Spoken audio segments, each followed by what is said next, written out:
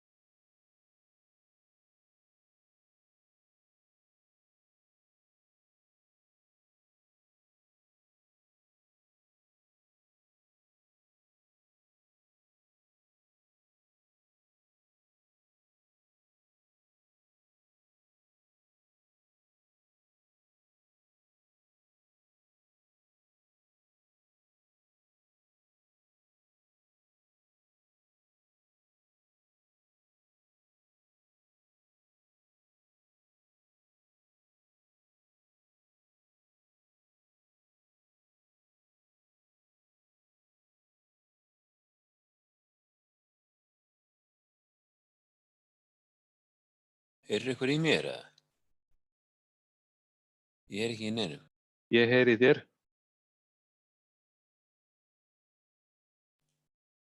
Ok, nú heyri ég í þér. Ok.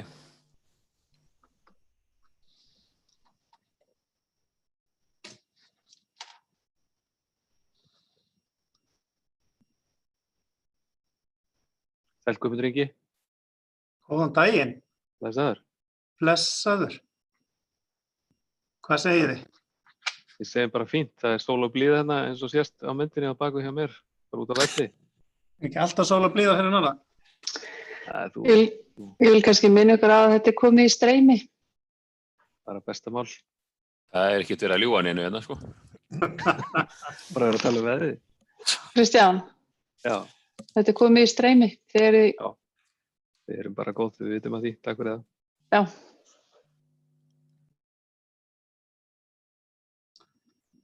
Á ég bara að byrja eða hvernig virkar þetta?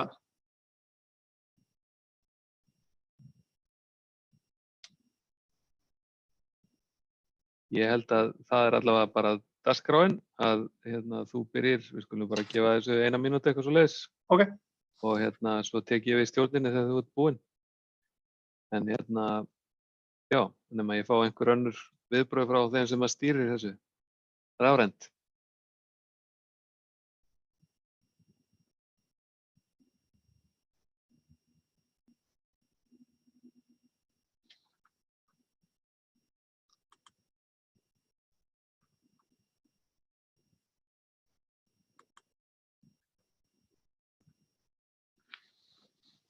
Ég ætla bara að gefa þér orðið Guðmundur Ingi og biðja þig um að setja þessa ráðstefnu. Gjörðu svo vel. Já, kæra þakkir og sæl öll sömul og innilega þakkir fyrir að bjóða mér að vera með í dag. Ég vil líka bara þakka ykkur fyrir að halda áfram dampinum þrátt fyrir þær aðstæður sem að núna eru í samfélaginu hjá okkur og mjög gott að við skulum ná að ræða þessi mál sem að auðvitað eru gríðarlega mikilvæg. Og svo vona ég bara að það gangi vel hjá öllum eða eins og hægt er við þær aðstæður sem að núna eru uppi í samfélaginu. Og minni á að ég held að með því að sameinast hlutina þá munum við komast í gegnum þetta saman. Það sem að mig langar að gera er að fara aðeins yfir svona það helsta sem að er kannski í farvatninu núna á vegum ríkisins og kemur að úrgangsmálum. Og á hvaða kannski forsendum og grunni slíkt byggir. Þannig ef ég byrja að líta til svona atriða sem að við þurfum að horfa til núna í úrgangsmálum, að það má kannski nefna að áfram er afskaplega mikilvægt að vinna eftir þessum grundvallaratriðum sem að í rauninni koma fram í þessum svokallaða úrgangspíramída sem að segir okkur að það sísta sem við eigum að gera í úrgangsmálum er að urða og næst síst að brenna, þar á eftir endurvinna, endurnota og svo framvegis. Það er að segja að reyna að draga eins mikið úr notkun hráefna eins og við getum og að draga þá líka úr þeim úrgangi sem að verður til og síðan að endurvinna það sem að ekki verður hjá komist að framleiða og þegar að ekki verður hægt að endurvinna meira, þá sé hægt að endurnýta það með einhverjum hætti eins og til dæmis með brennslu og þá helst til orkuframleiðslu og síst af öllu að enda með það í urðun. Þannig að þetta eru svona grundvallaratriði sem að við erum að vinna áfram með núna þegar við erum að horfa til þess að endurnýja stefnu ráðuneytisins og ríkisins meðhöndlun á úrgangi. Í öðru lagi langar mig að nefna að það eru náttúrulega markmið sem að hafa verið sett í samstarfi okkar við aðrar þjóðir í Evrópu það að ná 50% endurvinnslu hlutfalli á heimilisúrgangi í árið 2020, það er að segja í ár, og það hækki upp í 65% árið 2035. Við erum stödd svona sirka í 30%. Þannig að það er heilmikill vegur áfram hjá okkur að gera betur í þessum málum.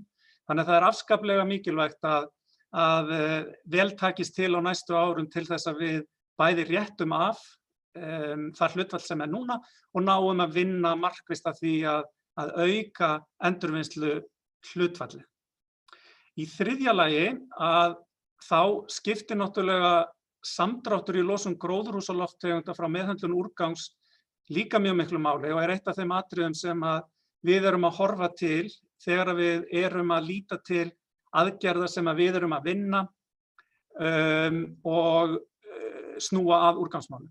Og miðað við tölur sem að eru að koma núna frá Umhverfisstofnun fyrir árið 2018 og þá 9% af útlosun gróðurhúsalofttegunda sem eru á því sem við köllum beinni ábyrgð íslenskra stjórnvalda að koma frá úrgangi og þar af 7% að koma frá urðun.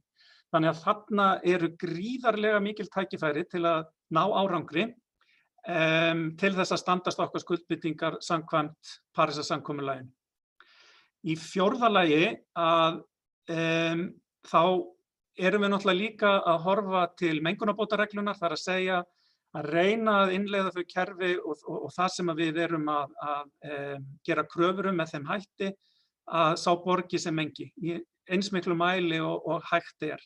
Þannig að það sé hægt að verðlauna þau okkar sem að gerum þessa hluti sem allra best. Og í fimmta lagi, og það þá síðasta sem ég ætla að nefna sem svona kannski ákveðin grunn eða forsendur sem við erum að leggja baki, að það er að búa til verðmæti úr úrganginu. Og það er eitthvað sem að ég hef verið að leggja mikla áherslu á og koma þessu enn frekar í þann farveg og þá svona hugsun sem að felst í þessu hringrásarhagkerfi sem að allmikið talað núna og eitt af þeim verkfærum sem að við erum að vinna að innleiðingu á núna íslensk stjórnvöld.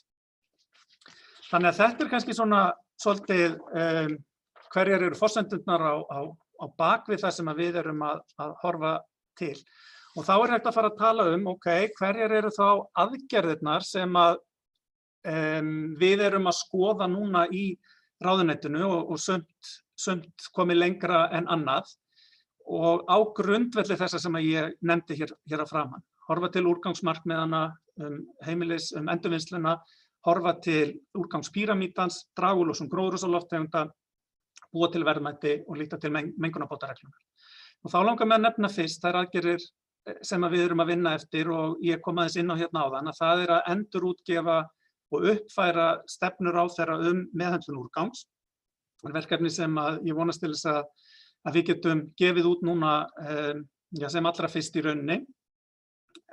Þar vil ég síðan nefna í öðru lagi að við höfum verið að vinna að breytingum á lögum úrgangsmál og meðal annars að taka þar upp að skylda flokkun á sorpi bæði fyrir almenning og fyrirtæki sem að ég held að geti skipt miklu máli til þess að ná betur okkar markmiðum bæði sem að snúa að gróðurhúsalofttegundum og samdrætti í losun þeirra en líka þessum markmiðum aukna endurvinnslu.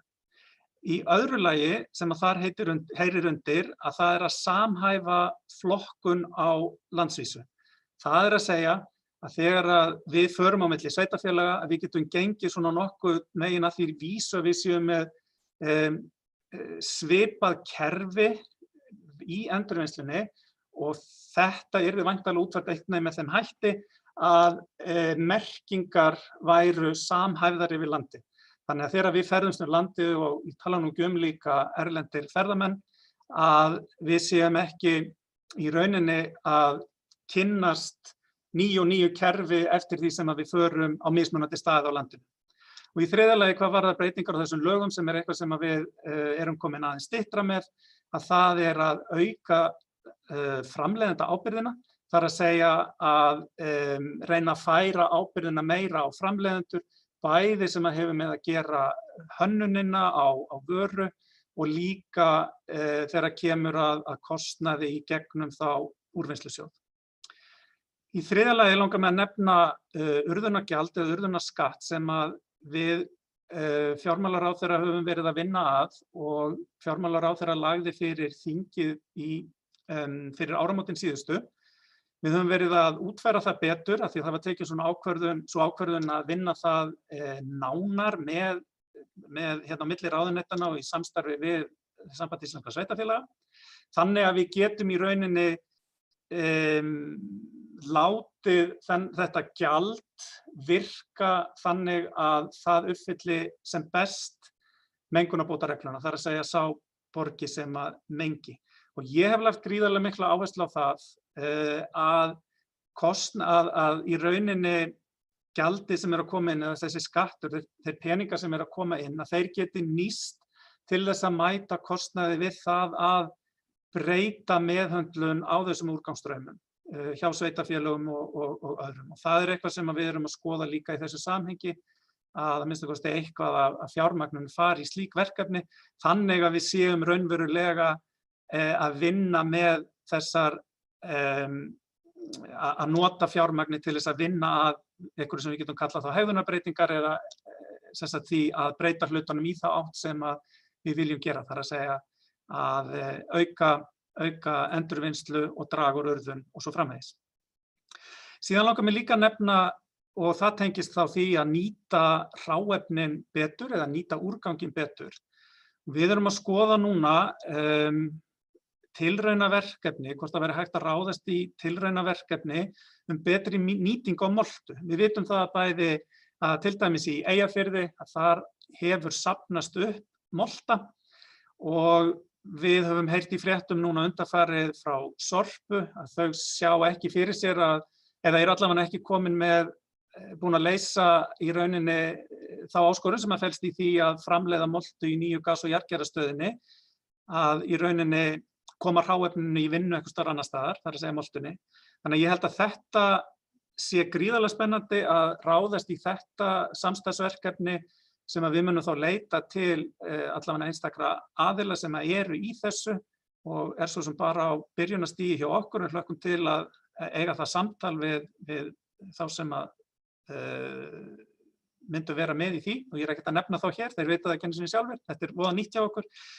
En markmiðið náttúrulega að nýta moltuna sem áburð sem að gæti meðal annars dregið úr innflutningi tilbúins áburðar sem að myndi draga úr losun gróðurhúsalofttegunda og líka að nýta innlend hráefni betur frekar heldur en að vera að flytja þau inn. Og þetta gæti verið áburður hvort sem að það er í landbúnaði eða í landgræðslu. Í 5. lagi að þá held ég að við þurfum að skoða sérstaklega aðgerðir til þess að geta nýtt metangas betur. Það auðlind sem að ónýtt, eða það væri hægt að nýta hana miklu betur og meira. Og svona í tengslum við orkuskipti erum við að skoða með hvað hætti væri hægt að einhvern veginn að ýta betur undir þetta. Þannig að vonandi sjáum við eitthvað meira það síðar á árinu. Ég ætla að segja kannski bara að enda þetta á smá umræðu sorpbrennslu sem að hefur verið mikið rætt finnst mér upp á síðkastið og margs kyns hugmyndir á lofti. Ég tel að allar hugmyndir sorpbrennslu þurfi að nálgast út frá því hver þörfin á að brenna sorp til framtíðar. Við getum orðað þetta svona að þegar við erum orðin mjög góð í endurvinnslu, þar að segja við erum farin að endurvinna talsvert mikið, ná markmiðum okkar þar, hver þá þörfin fyrir að brenna það sem að eftir er. Og ég legg líka sérstaklega áherslu á það að þó svo farið út í einhverja sorpbrennslu, að það má ekki letja okkur í því að flokka. Það gríðarlega mikilvægt vegna þess að við viljum vera eins ofarlega í úrgangspíramídanum eins og við mögulega getum.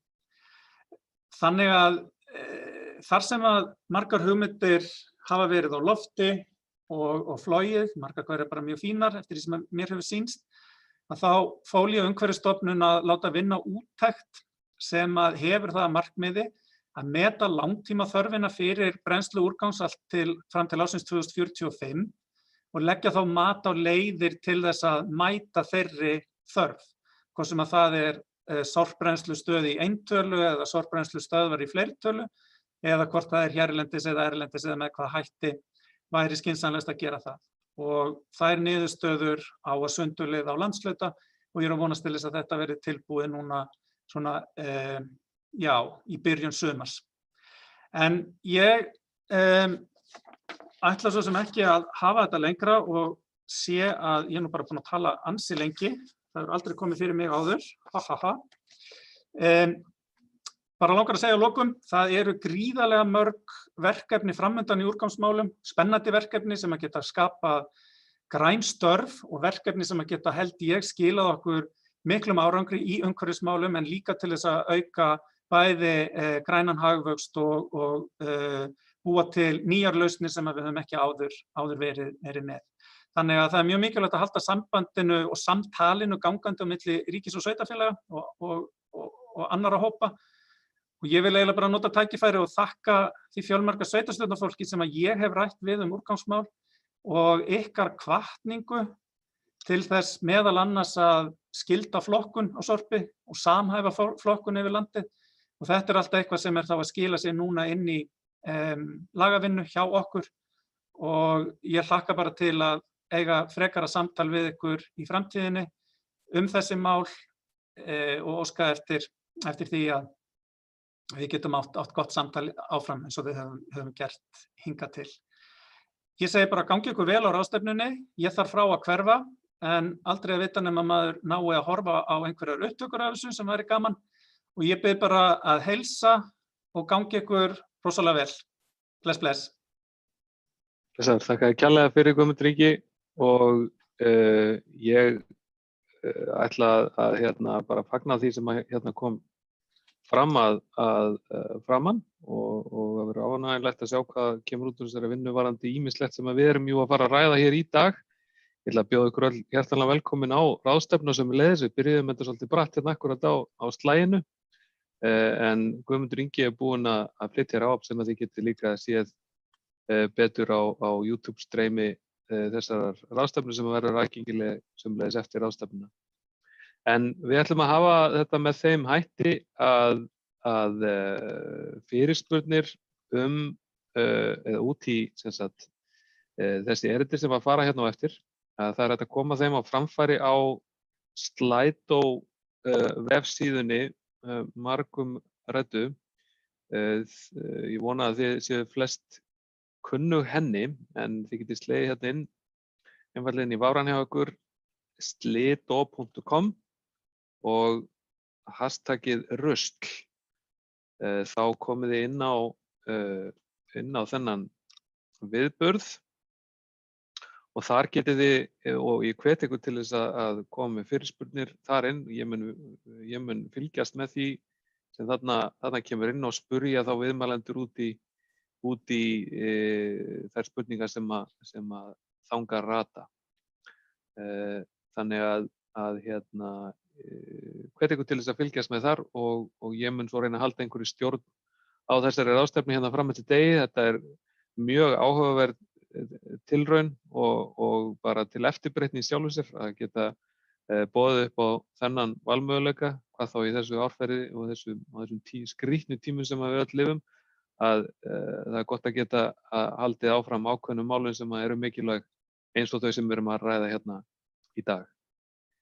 En ég heiti sem sagt Kristján Þór Magnússon og er sveitarstjóri í Norðþingi og ég er hluti af, eða sat í hópi fólks hérna á Norðurlandi í nokkuð tíma sem var skipað eiginlega til þess að ræða og kanna hvort að við getum gert eitthvað betur eða staðið betur að sorpmálum í samstarfi hérna á Norðurlandi.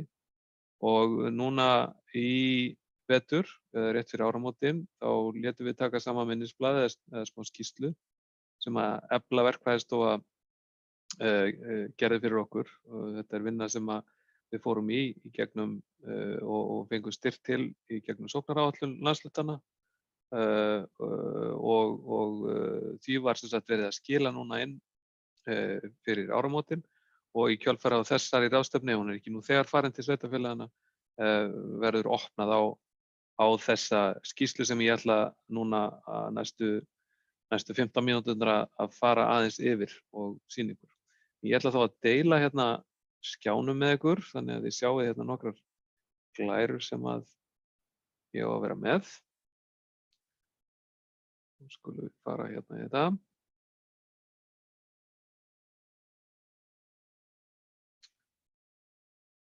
þá ætti þið að sjá hérna, sjá þetta.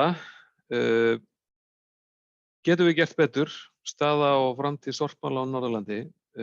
Ég ætla að leyfa mér að fara hérna yfir vinnu þessa hóps svona á Hundavaði og svara svo spurningum hérna að þessari yfirferð lokinni.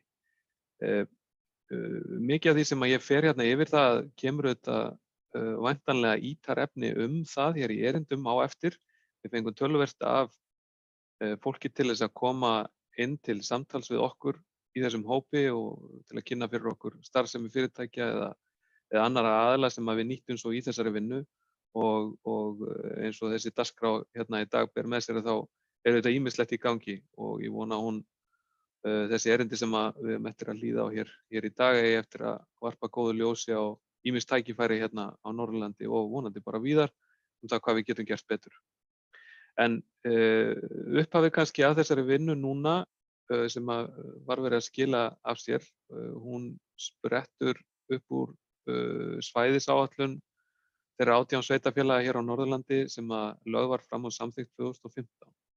Það þetta ýmislegt breyst í sorpmálum hér á svæðinu síðan þá, þó það sé ekki nema 5 ár síðan, en engu að síður var samþykkt að það yrði unnið eftir þessari áætlun og þessi vinna svona til samræmis við það skulum við segja. Og þessi vinna hefur farið fram raunverulega á grunni landshlutasamtakanna, Eyþings annars vegar og SSN-VAF, eða Eyþings sem nú í sjálfu sér SSNE, Samtök sveitarfélaga og atvinnuþróunar á Norðurlandi eystra og Samtök sveitarfélaga á Norðurlandi vestra. Markmiðið með þessari vinnu var í sjálfu sér að velta upp hvort að það væri grundvöllur fyrir frekara samstarfi, breiðara samstarfi yfir stærra svæði og samræmingar í sorphirðu og umsýslu með úrgang hérna á svæðinu. Við vildum að það yrði auðvitað farið og kanna hvaða hagkvæmustu leiðir væru til í þeim efnum og hversu raunhæft það væri eins og Guðmundur Ingi reyndar boðaði hérna áðan að samræma flokkun og hirðu, akstur og ýmislegt annað milli sveitarfélaga hérna á svæðinu, óháð kannski sveitarfélaga mörkum. Og það auðvitað mjög misjafnt þó að sveitarfélögin, þó að þau auðvitað beri sannarlega ábyrgð á þessum málaflokki, þá mjög misjafnt hver sorphirðu gjöld til heimila eru meðal þessara 18 sveitarfélaga og okkur reiknaðist til að þetta væri á bilinu 29.900 til 55.000 krónur sorphirðugjaldið á ári og það bara spilast af því að aðstæður eru mismunandi eftir mismunandi sveitarfélögum en þetta þannig að málaflokkurinn á að standa undir sér í grunninn og þessi þjónustugjöld eiga að dekka þann kostnað sem af þessu hlýst. Það eru öll sveitarfélög sem að bjóða upp á endurvinnslutunnu við heimili eftir því sem við komumst næst. 10 af 17 bjóða upp á sérsöfnun lífræns úrgangs og vissulega mjög misjafnt þjónustustigi milli sveitarfélaga eftir því hvort við erum að horfa á dreifbýlið eða þéttbýlið og meira að segja þá innan sama sveitarfélagsjafnvel. Og svo auðvitað þessar mismunandi flokkunaraðferðir sem verið að beita eftir því hvaða fyrirtæki eiga í hlut. Það eru mismunandi ílát og svo auðvitað mismunandi tíðni hirðingar. Þannig að það ærið verkefni að horfa breytt á þessi mál til þess að ná að raunverulega greina einhvers konar bestun á því sem að kannski skynsamlegt væri að gera á þessu landshluta leveli, ef við má sletta. Það þannig að í dag ódýrast að losa sig við sorpið með urðun. Það staðan í dag og svo heyrðum við áðan að það auðvitað verið að kanna þennan urðunarskatt og þetta snýst jú það að við séum að vernda, segi ég, auðlind sem er hér á Norðurlandi og búið að setja upp og í Stekkjavík, það að segja urðunarstaðinn þar. Ég held að það skipti gríðarlega miklu máli að lengja í líftíma þess staðar eins og nokkur kostur er. Nú við erum í þeirri stöðu hér á Norðurlandi að taka við inn í Moltu í Eyjafirði miklu magni af lífrænum úrgangi. En eftir því sem ég best veit þá ennþá allavega í farvatninu að mögulega þurfi sú starfsemi að flytja eitthvað annað, þannig að það er ákveðin óvissa sem að ríkir það hver þróunin verður þar á næstu árum. En engu að síður mjög mikilvæg farvegur fyrir lífræna sorpið okkar hér á svæðinu. Nú svo eru áhættuvefir dýrahræ og sóttmengasorp sem að þarf í raun og veru að keyra alla leið í Kolku. Og þetta er raunverulega það sem þarf þá að brenna hér á svæðinu, annað en það sem að afurðastöðvarnar sjálfar hafa heimild til þess að losa sig við af því sem að kallast áhættuvefur og verður sem væntanlega farið hérna betur yfir aðeins á eftir hjá honum Ágústi Torfa, framkvæmdastjóra Norðlenska. Nú örlítið bara þessa upplýsingaöflun í þessari skýrslu. Hún fór fram í gegnum frá aðilum Vistorku á Akureyri. Magnús B. Jónsson aðstoðaði okkur við þessa vinnu og svo þetta fundir með þessum ýmsu hagaðilum sem margir hverjir eru hér halda hér erindi á eftir afmörkuð málefni. Við vildum auðvitað skilgreina svona ákveðnar sviðsmyndir til að byrja með og fengum Eflu verkfræðistofuna til þess að gera það með okkur og það er kannski grunnurinn því sem ég ætla hér að fara örsnöggt yfir núna í kjölfarið, hver niðurstaða þeirrar vinnu er og í hvaða stöðu við erum núna til þess að taka næstu skref hafi sveitarstjórnarfólk hér á Norðurlandi áhuga til að vinna áfram með það sem að við erum þó búin að gera núna. Ég vil kannski koma bara á framfæri kærum þökkum fyrir samstarfið í þessum starfshópi sem að sá sem hér situr sat í ásamt Gunnari Birgisinni, þáverandi sveitarstjóri í Fjallabyggð, Einari Einarsinni úr Skagafirði, Ínu Björk Ársælsdóttur úr Húnaþingi vestra og Höllu Björk Reynisdóttur frá Akureyri. Og svo voru þær okkur til alls og trausts Unnur Valborg Hilmarsdóttir, framkvæmdastjóri SSNVAF og Helga María Pétursdóttir, framkvæmdastjóri Eyþings. Kann þeim kæra þakki fyrir aðstoðina við að koma þessu á þetta form sem að nú er búið að gera. En ég ætla að dýfa mig bara aðeins í það sem að kannski máli skiptir hér.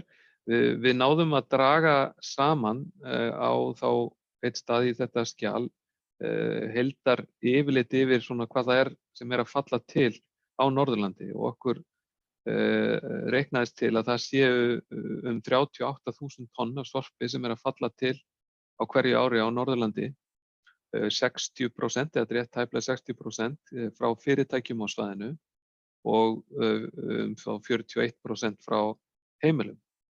Þetta eru auðvitað stóra tölur og svona þegar maður setur þetta í eitthvað samhengi að þá tekur einn svona þokkalegur sorpbirgðubíll einhver 13 tonn á að giska, þannig að þetta er ekkert smáræðis magn sem er að falla til.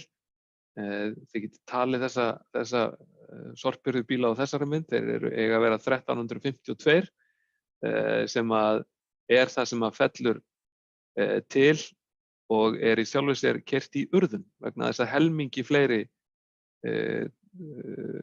bíla þyrfti til þess að flytja allt magn sorp sem að fellur til á hverju ári hérna á svæðinu.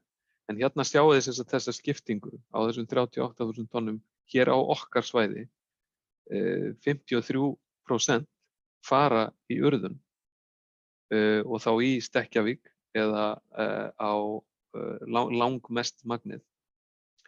23% endurvinnsla, 20% jarðgerð, 4% tipp og innan við 0% í orkey og í brennslu. Þannig að það er mjög lítið magn sem er keyrt í brennslu héðan og í Kolku miðað við þær upplýsingar sem við erum að vinna með hér í þessari greiningu. Þannig að þessi skýrsla eða það sem búið að draga hérna saman gerði svona grófa kostnaðargreiningu á einhverjum 3 sviðsmyndum og ég ætla ekki að fara ítarlega onni í það hér í dag annað en að segja ykkur aðeins frá því hvað við vorum að kanna og ítreka það að þessi skýrsla verður sjálfsögðu gerð opin ef hún ekki nú þegar komin til sveitarfélagana og hægt að fjalla hana í þar til gerðum ráðum núna í kjölfarið. Og þá þetta líka á grunni landshlutasamtakana sem munu væntanlega taka næstu skrefum það hvaða taka ákvörðun það hvort að fleiri skref verði tekin í því að kanna nánar svona þessa samstarfsfleti sem við erum að velta hér upp. Það var sem sagt efla aðstoða okkur við það að gera einhvers konar kostnaðargreiningu á til að mynda grátunnu úrgangi sem að sendur erlendis í brennslu frá Akureyri. Það var ein leiðin sem var könnuð og hérna á eftir mun Jón Þóri Fransson, forstjóri Íslenska gámafélagsins fjalla útflutningasorpi sem verður áhugavert að líða á. Nú, lífrænn heimilisúrgangur á öllu svæðinu færi í moltu, það ekki þannig í dag að hann sé keyrður af öllu svæðinu, en það var gerð greining á því hversu kostnaðarsamt það yrði að keyra öllu því sem fjalli til af lífrænu heimilissorpi þangað. Brennsla á áhættuvef og dýrahræjum og þá mögulega við urðunarstaðinn í Stekkjavík. Hvað þyrfti til þess hverju þyrfti að kosta til að setja upp slíka brennslu sem tæki þá bara við áhættuvef, sóttmengu og dýrahræjum, ekki öðru. Aukin vinnsla úr sláturúrgangi var líka velt upp í þessum sviðsmyndum. Hægt að nýta betur úrganginn af öllu svæðinu á einum stað eða með fleiri smærri jarðgerðarstöðum, það var líka kannað. Hvað þurfum við til þess að bæta okkur í flokkuninni það sem að Guðmundur var meira að segja að tala áðan varðandi þessi markmið sem að liggja fyrir á þessu ári 50% heimilisúrgangs sé flokkað frá og til næstu ára erum við að horfa upp á það að lög og reglugerðir kveða á alltaf 65% verði flokkað. Hvað þarf til? Og svo líforkuver í Eyjafirði var skoðað og örlítið greint hvað það þýddi í kostnaði fyrir okkur. Þessar upplýsingar má nálgast í þessu ágæta plaggi og hvet ykkur til þess að skoða það núna vel og vandlega í kjölfarið á þessari ráðstefnu svona þar sem að snýr að smáatriðunum í því. Nú, ég kom inn á það hérna í upphafi að það skiptir okkur hérna til lengri tíma held ég mjög miklu máli að við spörum okkur það eða lengjum í líftíma Stekkjavíkur eða þeim urðunarstaðar sem við eigum þar og til lengri tímaleiti held ég að það skiptir líka máli kostnaðarlega reynilega fyrir sveitarfélögin að flokka hlutina betur og þurfa að transportera eða keyra minna með sorpi hérna innan svæðisins.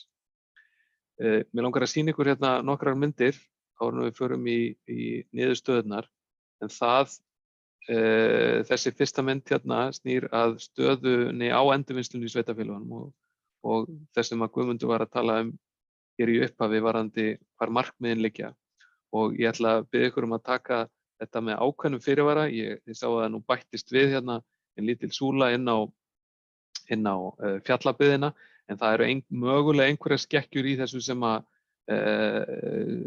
gera það verkum við getum ekki tekið þessum tölum nema með örlitlum fyrirvara þó að þetta sé í sjálfu sér bestu gögn sem að við höfum í dag.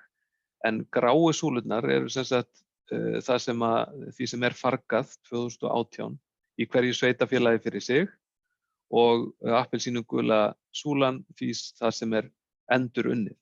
Og markmiðið þarna 2025 sem 55%. Þannig að það eru nokkur sveitarfélög hér núna sem eru að standa sig bara býsna vel og eru komin upp í þessi lægstu viðmið það hvað sveitarfélög þurfa að uppfylla hvað þá reglugerð varðar sem hann Guðmundur var að vitna til hérna áðan. En sannarlega tækifæri annars staðar eins og þið sjáið þar sem vantar upp á flokkun og mest af þessu fer þá vænti ég í urðun. Og svo eru hér markmiðin tínd 2030 segi ég, þar er það 60% og 65% 2035. Þess að 65% eiga þá að fara í endurvinnslu af því sem fellur til frá heimilum. Hér er svo mynd sem sýnir, tekur þessa mynd aðeins áfram og hér er verið að áætla árlegan sparnað sveitarfélaga vegna minni urðunar á endurvinnslu efni. Það er að segja til þess að ná þessum 55% endurvinnslu markmiði og það er þá hvað sveitarfélögum væri að spara sér með því að ná því markmiði vegna minni urðunarkostnaðar. Og hér eru þetta mesta magnið sem að falla til á Akureyri og það er einhverjar 14,3 milljónir sem Akureyri bara geti spara sér með því að endurvinna raunverulega meira og fara með minna í urðun. Sveitarfélagið Skagafjörður 10,3 milljónir, Fjallabyggð reyndar miðað við ákveðin gögn sem ég held að reyndar standist ekki alveg, þetta er sennilega aðeins minni tala og önnur sveitarfélög hérna í kringum 3-4 milljónir, svona bara til gamans. Ég ætla að draga saman bara hérna niðurstöður þessa starfshóps og opna svo fyrir spurningar eins og ég sagði hérna áðan inn á slæðdóinu. Þessi starfshópur kemst í sjálfu sér að því helst að það verði og leggur það til að það verði teknar upp viðræður við afurðastöðvar á Norðurlandi aðkomu að uppbyggingu brennslu fyrir sláturúrgang í Stekkjarvík. Að það verði raunverulega kannað hvort að það sé skynsamlegt að ná samstarfi afurðastöðvanna og sveitarfélagana slíkt. Og þá líka sem gæti komið til að sú brennsla gæti tekið við dýrahræðum áhættu vef og sóttmenguðum úrgangi. Þannig að það sem félli þá til úr ofnunum mætti þá nýta í uppfyllingarefni á þessum urðunarstað. En Guðmundur boðaði það hér áðan að ríkið er að skoða það hver raunveruleg þörfin er til framtíðar miðað við ákveðið magn flokkunar bæði á fyrirtækjum og einstaklingum og það mun örugglega hjálpa við þessa greiningu á því hvort að þetta sé skynnsöm leið eða ekki. En ég held að það skipti höfuðmáli að ætli sveitarfélögin sér eitthvað að gera snýr að uppbyggingu brennslu eða móttöku lífræns úrgangs að afurðastöðvarnar eru algjör lykilþátttakendur í þeirri vinnu og því samstarfi með sveitarfélögum. Nú áfram verður hvatt til flokkunar með sameiginlegri fræðslu sveitarfélagina á Norðurlandi til íbúa og fyrirtækja og við teljum þetta skipt mjög miklu máli og sérstaklega núna ef að við förum að fara inn í umhverfi sem að miðar alltaf því að samræma sorphirðuna hjá okkur og flokkunina að þá verður kannski auðveldara vik fyrir sveitarfélögin sömuleiðis að koma inn í þá vinnu sameiginlega. Þannig að þetta er eitthvað sem ég held að geti skipt miklu máli það að ná þá í framtíðinni þeim markmiðum sem upp hafa verið sett varðandi hlutfall þess sem á að flokka frá heimilum. Nú það er líka gert ráð fyrir því eða lagt til að það verði farið í stór átak til að auka flokkun og endurvinnslu frá fyrirtækjum. Þið sáuð að 60% af því sorpi sem er að falla til hér á svæðinu kemur frá fyrirtækjum og meirhlutinn sem er urðaður í Stekkjarvík sömuleiðis frá fyrirtækjum og þó að mörg fyrirtæki séu farin að standa sig gríðarlega vel þá held ég að sé mikil tækifæri fólkin í því að gera þar enn betur og kannski það eitthvað sem að sveitarfélögin í sameiningu gætu boðið fyrirtækjum hér norðanlands upp í dans með að gera sérstakt átak hér til þess að koma þessum málum í enn betri horf. Þannig að við erum að leggja til að skoða verið hvort sveitarfélög setji jafnvel í samþykktir sínar að fyrirtækjum sé skylt að flokka að við höfum viðurlögum jafnvel. Þannig að það eru ákveðnir þættir sem við þurfum að skoða í sorphirðu samþykktum sveitarfélagana. Og svo að sveitarfélög skoði hagkvæmni og umhverfisáhrif útflutnings á sorpi til orkuframleiðslu. Við teljum að það geti skipt, það er kannski ekki öll kurl komin til grafar nema það verður áhugavert að heyra hann Jón Þóri Franzson fara yfir þau mál hérna á eftir. En okkur finnst mikilvægt að skoða það mjög gaumgæfilega hvort að það sé raunverulega þannig að þetta geti jafnvel bæði verið hagkvæmt og umhverfisvænna heldur en ákveðnar lausnir sem við erum að beita í dag. Þannig að ég er viss að Jón Franzson mun varpa betra ljósi á það hér á eftir. Nú, svo þetta að skoðaðir verði möguleikar á samræmingu í sorphirðu og flokkunar í sveitarfélögum á Norðurlandi eins og Guðmundur var kannski að boða hér aðkomu ríkisins með einhverju hætti að því og ég held að við hljótum bara að fagna því vegna þess að svona, það verður bara að segjast eins og að þessi mál, þessi sorpmál eru svona rétt núna kannski síðasta 1-2 árið að fá kannski þá athygli sem að ég held að við þurfum mjög nauðsynlega að leggja í þennan málaflokk ef við ætlum að ná raunverulegum árangri. Þannig ég veit að bara hlýt að fagna því fyrir hönd sveitarfélaga að ríkið sé tilbúið í öflugt samstarf og samtali það hvaða leiðir eru hentugastar fyrir okkur. En við erum sömuleiðis að svona leggja til að með jafnvel sameiginlegum útboðum þvert á sveitarfélög það þurfa að skoða það mjög gaumgæfilega til þess að geta þá og með þeim hætti lagt áherslu á skilvirkari flokkun sem að skila sér þá mögulega í hreinni úrgangsstrauma sem að vissulega getur og munu henta betur í endurvinnslu og jafnvel útflutning eða þá til brennslunar að fari bara einungist það á þann stað í ferlinu sem að það á að fara. Nú við þetta getum vænst hagkvæmari þjónustu í sorphirðu og ílátakaupum ef að sveitarfélög fara í samstarf sorphirðuna. Betri nýting á flutningum og úrgangi, það er að segja skipulag hirðu og flutninga þvert á sveitarfélögum gætu skipt mjög miklu máli upp á svona ná mestri hagkvæmni í pakkan. Og þá þetta er vert að skoða og kanna stofnun sorpsamlags þar sem að þessi ofangreindu atriði yrðu lykilverkefni samlagsins ásamt rekstri innviða á sviði úrgangsmeðhöndlunar.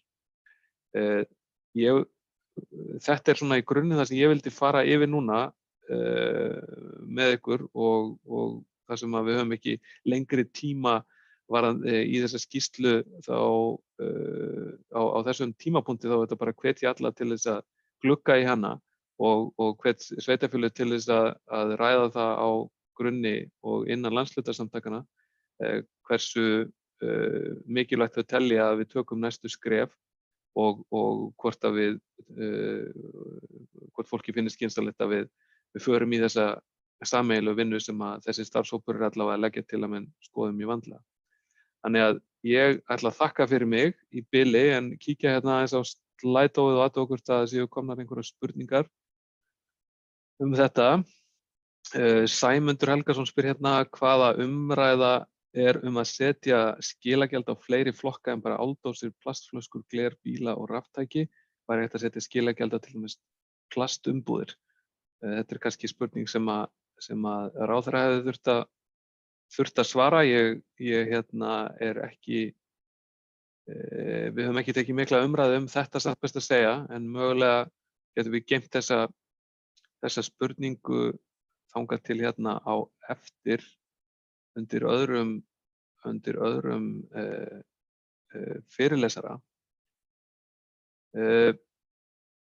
Finna þarf leiðir sem hvetja heimili til að flokka meira og urða minna væntanlega. hvaða hugmyndir eru í umræðunni, losa endurvinnslutunnu oftar, fleiri endurvinnslutunnur. Svarið er væntanlega já, það eru ýmsar leiðir hægt að fara í þessu, en það takmarkast oft auðvitað líka að þeim bara kostnaði sem af þessu hlýst. Það kostar að fjölga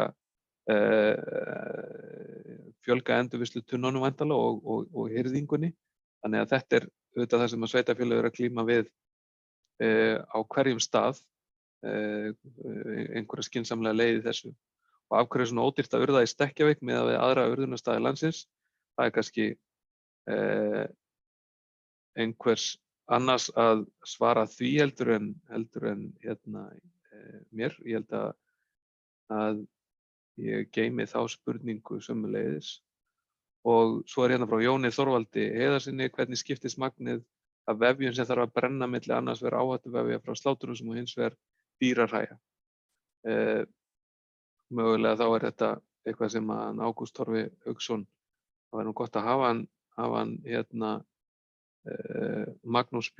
Jónsson, ég held að hann sé formaður stjórnar Norðurár sem að rekur urðunarstaðinn.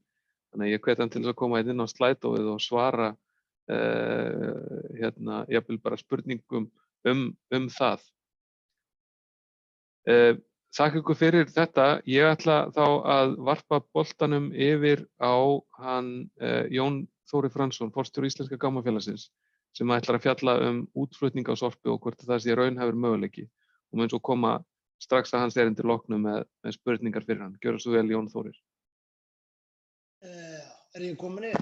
Start my video stendur hér. Ég held þú sért bara við það að komast inn.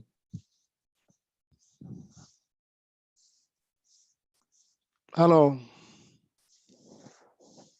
Við heyrum í þér. Heyrið í mér.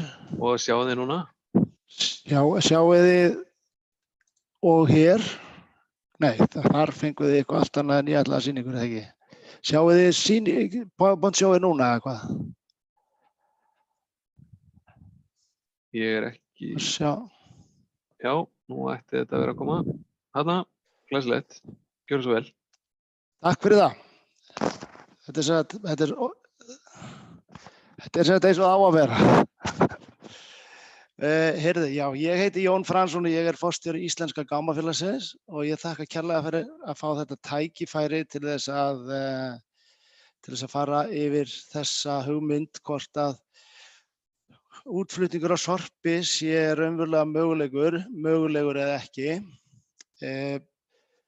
Aðeins svona rétt á meðan að koma að stað, tæknislega aðeins svona áttum á þessu hérna. Og þakka umhverfisráðherra sérstaklega fyrir hans inngang. Ég er algjörlega sammála hverju einasta orði sem hann sagði. Þannig að ég er alltaf hræddur þegar menn segja samhæfa flokkun á landsvísu. Það er svolítið hættulegt, það getur hugsanlega, það er ekki endilega víst að besta hugmyndin verði ofan á, og ég vildi gjarna ekki sjá til dæmis það að ef að flokkunarhefð Reykvíkinga væri til dæmis allsráðandi á landinu, þá væru Norrlendingar ekki komnir eins langt í dag og eru í raun. En öðru leyti er ég afskaplega sammála öllu því sem að sagt var, og ég er eins sammála Kristjáni allan hans inngang og niðurstöðu. Það sem að við fórum fyrst í þegar við vorum að kanna þennan möguleika, hvort að útflutningur á sorpi væri raunhæfur möguleiki, þau komið fram svona 3 spurningar. Það er að segja, er umhverfislegur ávinningur af því að flytja út rusl, eða er þetta bara sóun?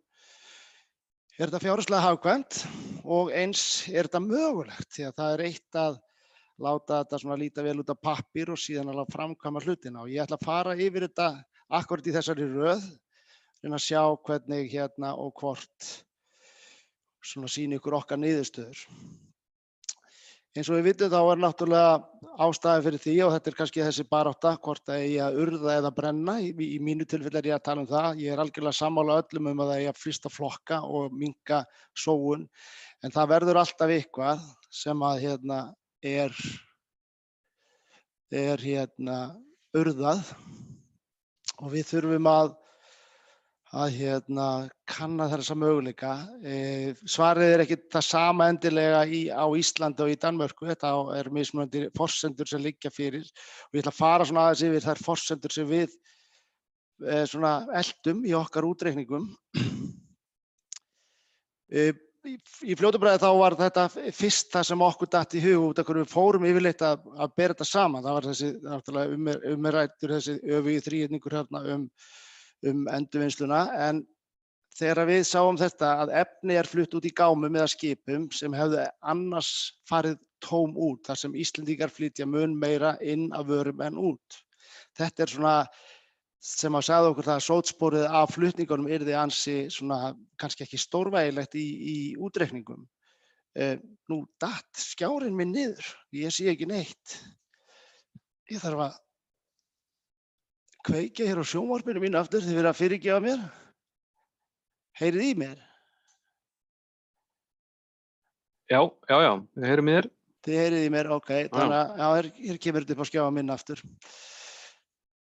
Já, og að við vitum það líka að orkubrennsla á úrgangi í Evrópu í samkeppni við kolaorkuver og kjarnorkuver. Og því það mun umhverfislega betri kostur og hættu minni heldur en hér heima.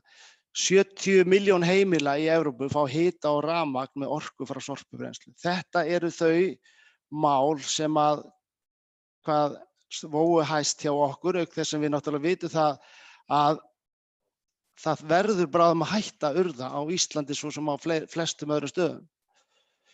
Ég kalla alltaf Sölvabakka í staðinn fyrir Stekkjavík, þannig að þið fyrirgefið það sem stendur Sölvabakki Stekkjavík. En ég teli mitt og rétt eins og Kristján sagði að Stekkjavík gæti verið ennþá verðmætari staður fyrir Íslendinga alla, ekki bara Norðurland, þegar og ef við byrjum að flokka mun betur og nýta okkar úrgang og ætti að geta sinnt allir landinu held ég með fíflótum. Við hins vegar töldum að það væri ekki þannig að við gætum svara þessari spurningu svona hjá okkur, þannig að við leituðum hjá sérfræðingum báðum þá að reikna út frá umhverfislegum sjónarmiðum hvað var hagstæðast að gera og enga peninga þar inni, peningar voru ekkert issue í þessu máli, heldur eingöngu hvað best frá sjónarmiði jarðarinnar. Og við fengum Resource International til þess að velta fyrir sig þessum 3 spurningum og leggja og bera saman umhverfislega frá umhverfislegu sjónarmiði, brennslu og urðun í Evrópu, samanburð á urðun á Íslandi og brennslu í Danmörku og síðan samanburð á brennslu á Íslandi og brennslu í Danmörku. Ég ætla bara að beint í niðurstöðurnar, ekki að fara að kynna skýrsluna, þið getið fengið hana senda eða hún líka á vef Íslenska gámafélagsins. En niðurstöðurnar eru einfaldar, það kemur í ljós að það hefur mjög jákvæð umhverfisleg áhrif að senda óflokkaðan úrgang til brennslu í Danmörku. Og það má áætla þar af leiðandi að það virki fyrir önnur lönd líka í Evrópu. Þegar þú gerir þetta þá hefur einhverjar forsendur alltaf fyrir okkar og fyrir svona útreikningum og þær forsendur sem við gáum okkur var að magn úrgangs sem færi til brennslu væri 220.000 tonn, að brennslan sem væri fyrir valinu erlendis hún myndi nýta orkuna og færi í hátækni brennslu þar sem væri hámarksnýting á orku. Auk þess sem að sjóflutningarnir eru teknir inn í útreikningarna en ekki landflutningar, hvorki innanlands né utan. Og síðan fengum við niðurstöður í rauninni svona á því formi að taka ákveðin fjölda bensínbifreiða á götunum, svona svo fólk áttaði sig á hvernig hverjar umhverfislegar niðurstöður væru. Niðurstöðurnar eru þær að brennsla alltaf skárri kostur en urðun. Það bara í öllum tilfellum það. Það sem þó athyglisverðast að þegar borin saman brennsla á úrgangi hér og í Danmörku, þá niðurstaðan sú að það jafngildir því að taka 81.000 bifreiðar á götum Íslands við það að brenna í Danmörku. Þannig að þetta niðurstaða sem kom okkur virkilega óvart. Og þessi niðurstaða leiddi okkur einmitt til þess að við gætum þá allavega farið að skoða þetta og athuga hvort þetta væri í rauninni hægt fjárhagslega. Til skýrsluna get ég síðan sent hverjum sem og hún bara opin og hún líka á vef Íslenska gámafélagsins undir held ég fréttir þar og eins getum við sent ykkur eintak af henni. En þetta held ég mjög vel unnin skýrsla. þá er athugað hvort þetta er fjárhagslega hagkvæmt. Og þessar forsendur notuðum við í það. Það er að segja að heildarmagn úrgangs sem fellur til frá heimilum og fyrirtækjum á Íslandi er 530.000 tonn. Og hér leiðum við að þeim líkum að í rauninni eftir að verði búið að fara að flokka meira og betur í framtíðinni þá standi eftir 185.000 tonn sem alltaf verður að urða. Við vitum það líka að þegar við reiknum þetta að það er verið að banna urðun úrgangs og auk þess sem er búið að leggja sérstakan urðunarskatt í mjög mörgum löndum Evrópu. Og ekki má gleyma því að þessi urðunarstaðir sem við höfum eða þeir staðir til þess að farga úrgangi, þeir eru þessir að mestu leyti Álfsnes og þegar starfsleyfi þeirra rennur út 2022, Kalka sem er gömul brennsla og nýtir ekki neina orku, þarfnast mikillar endurnýjunar held ég innan nokkur ára, Sölvabakki eða Stekkjarvík sem er með fullnýtt starfsleyfi og meira að segja fór fram úr starfsleyfi að ég held allavega 2018 og Fíflholt sem eru fullnýtt starfsleyfi 15.000 tonn á ári og það aðri staðir eru mun minni. Íslenska gámafélagið rekur nokkra svona urðunarstaði og ég tek undir það sem að menn segja fyrirtæki sérstaklega vita að þetta er ódýrasti kosturinn og því miður þá eru mörg fyrirtæki sem nýta sér það og henda alveg ótrúlegum hlutum og við erum að urða hluti sem hægt er að endurnýta mjög auðveldlega. En meðan það kostar 8 krónur eða 10 krónur að urða þá skil ég líka framkvæmdastjórana sem þurfa að skila arði. Við hins vegar vitum það líka og umhverfisráðherra boðaði það áðan að það kemur til með að verða lagður á urðunarskattur og við teljum að líklegt gjald verði 15 krónur í framtíðinni. Þegar ég er að reikna þetta út þá verðum við að gefa okkur einhverja forsendur, ég veit ekki hvort þetta er rétt tala eða ekki. En hér sjáum við kannski hvernig kostnaður mun verða eftir breytingar. Þetta er þetta áætlun og fyrir ykkur er kannski best að sjá bara verð á urðunarstöðunum í dag í Sölvabakki 12 krónur, minni mig, ég held að sé reyndar með virðisauka. Síðan verðið mismunandi eftir hvar á Norðurlandi við erum að tala um. Það er ódýrara í Húnavatnssýslunum en dýrara í Norðurþingi vegna þess að flutningarnir eru svo miklir og langir. En það má áætla að meðal kostnaðurinn eftir urðunarskatt verði svona 55 krónur þrátt fyrir allt fyrir þessi stærstu sveitarfélög með flutningi og það er sú tala sem við erum að nota í okkar samanburði þegar við athugum er þetta fjárhagslega hægt. Það er að segja að flytja út úr rusli.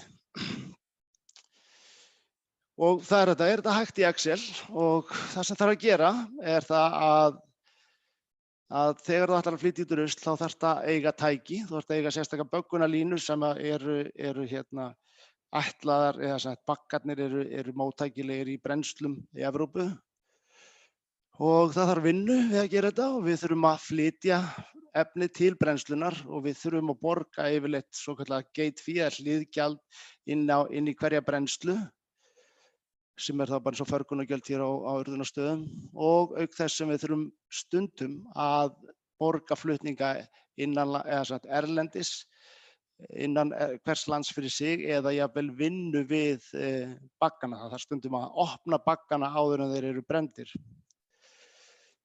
Samtalið á þessu er þannig að þegar við miðum við það að við getum flutt út 30.000 tonn á ári þá reyndist við geta boðið urðun eða kílóið á 32 krónur án virðisauka eða 40 krónur með virðisaukaskatti sem er náttúrulega mjög samkeppnishæft verð miðað við það að urðunarskattur sé búið að leggja hann á. Framkvæmdin, það er þá næsta spurning, er þetta framkvæmanlegt og hvernig, nú erum við með það að þetta er umhverfislega hægt, framkvæmdin, þetta er hægt í Excel allavega, en nú er það spurningin, getum við gert þetta? Við settum þetta í 5 spor. Það er að segja að við þurfum að tryggja þetta magn til útflutnings, við þurfum að fá leyfi inn og útflutnings bæði hér innanlands og erlendis líka. Það er reyndar mjög flókið ferli og tekur mjög langan tíma að fá leyfi, sérstaklega erlendis. Við þurfum líka að vera með samninga við erlendabrennslur og auk þess sem við þurfum að semja við flutningsaðila og eiga þennan tækjabúnað. Síðari hluta árs 2018 var hafist handa við að koma framkvæmdinni á stað og sporin 5 tekin hvert af öðru. Þó ýmis ljón væri í veginum, gekk dæmið upp og fyrstu gámarnir fóru úr landi 2019. Þannig að við erum svo sem búnir að gera þetta og löngu byrjaðir að flytja út sorp. Við sendum fyrst út 4 gáma vikulega eða 100 tonn og en í dag þá erum við að senda 14 gáma á viku. Og við sendum okkar gáma til brennslna það í Álaborg í Danmörku, Oslo í Noregi og Rotterdam, Hollandi. Það fara sem sagt 1600 tonn á mánuði í brennslu í Evrópu hjá okkur og það eru 19.000 tonn á ári. Það sem að koma okkur óvart við þetta allt saman það að þegar maður kynnir sér brennslur erlendis, þá þetta gífurlega flókin fyrirbæri. En þau eru mjög mikilvæg í hverju landi fyrir sig, vegna þess að þau eru hluti af raforku þörf íbúa, þannig að þeir verða að eiga rusl og þess vegna vilja þeir semja til dæmis við okkur til lengri tíma. Þeim dugar yfirleitt ekki að semja við okkur til 1 árs, þeir vilja helst semja við okkur til 7 ára. Þannig að það er mjög tryggt að fara, þetta er mjög trygg leið. Þeir gera ráð fyrir því yfirleitt í sínum rekstramódelum að 20% af þeim úrgangi sem þeir fá sé innfluttur. Þannig að þetta er mjög þekkt aðferð að flytja sorp á milli landa til þess að framleiða hita og rafmagn. Það sem við fengum hins vegar mikið af svona fortöluraddirnar voru þær að þetta væri ótryggt. Við værum ekki sjálfbær, Íslendingar voru ekki sjálfbærir. Við þyrftum að varast það að ef að landi lokast, hvað gerum við þá? Nú er bara þannig að þó að sé fátt gott við þessa COVID-veiru, þá er það kannski allavega þessi fjarfundur og síðan er það líka annað að það kemur ágætis reynsla á það núna hjá okkur. Hvernig er að flytja rusl á milli landa í svona ástandi. Og bara í fljótu bragði er það þannig að hér er hringt eftir meira magni. Því að líkt og annars staðar í Evrópu þá minnkar magn af sorpi og þá vantar núna þó nokkuð magn bæði í Danmörku og Oslo til þess að framleiða orku. Og ruslið okkar hefur núna allt í einu forgang í flutningum erlendis líkt og vöru til lækninga væri að ræða. Þannig að meðan við höfum eiginlega engin úrræði til þess að losa okkur við að þá endurvinnulega úrgang sem við höfum, svo pappa og pappír og þá er þessi vara bara orðin eftirsótt. Það er ekkert sem bendir til annars en að við gætum farið og gert þetta fyrir Norðurland. Við erum búin að setja þetta rekstrarmódel okkar upp og miðað við staðsetningu á Akureyri, þá eru allar þær forsendur sem ég gaf hér að framan bara standast í dag. Að öðru leyti en því að krónan hefur veikst dálítið mikið upp á síðkastið og það hefur áhrif á þessa niðurstöður, en á móti þá virðist vera að hliðgjaldið sé að lækka inn í brennslunar vegna þess að þörfin fyrir þetta hráefni er það mikil í Evrópu. Þannig að kannski má segja líka að þegar menn töluðu það að við þyrftum að vera samfélagslega ábyrgir og geta gert þetta sjálf, þá ættum við kannski að horfa á þetta í víðara samhengi og aðstoða okkar ágætu félagi í Evrópu við að fá þessa orkusteina hér frá Íslandi og halda í sér hita og geta hort á Netflix í sjónvarpinu.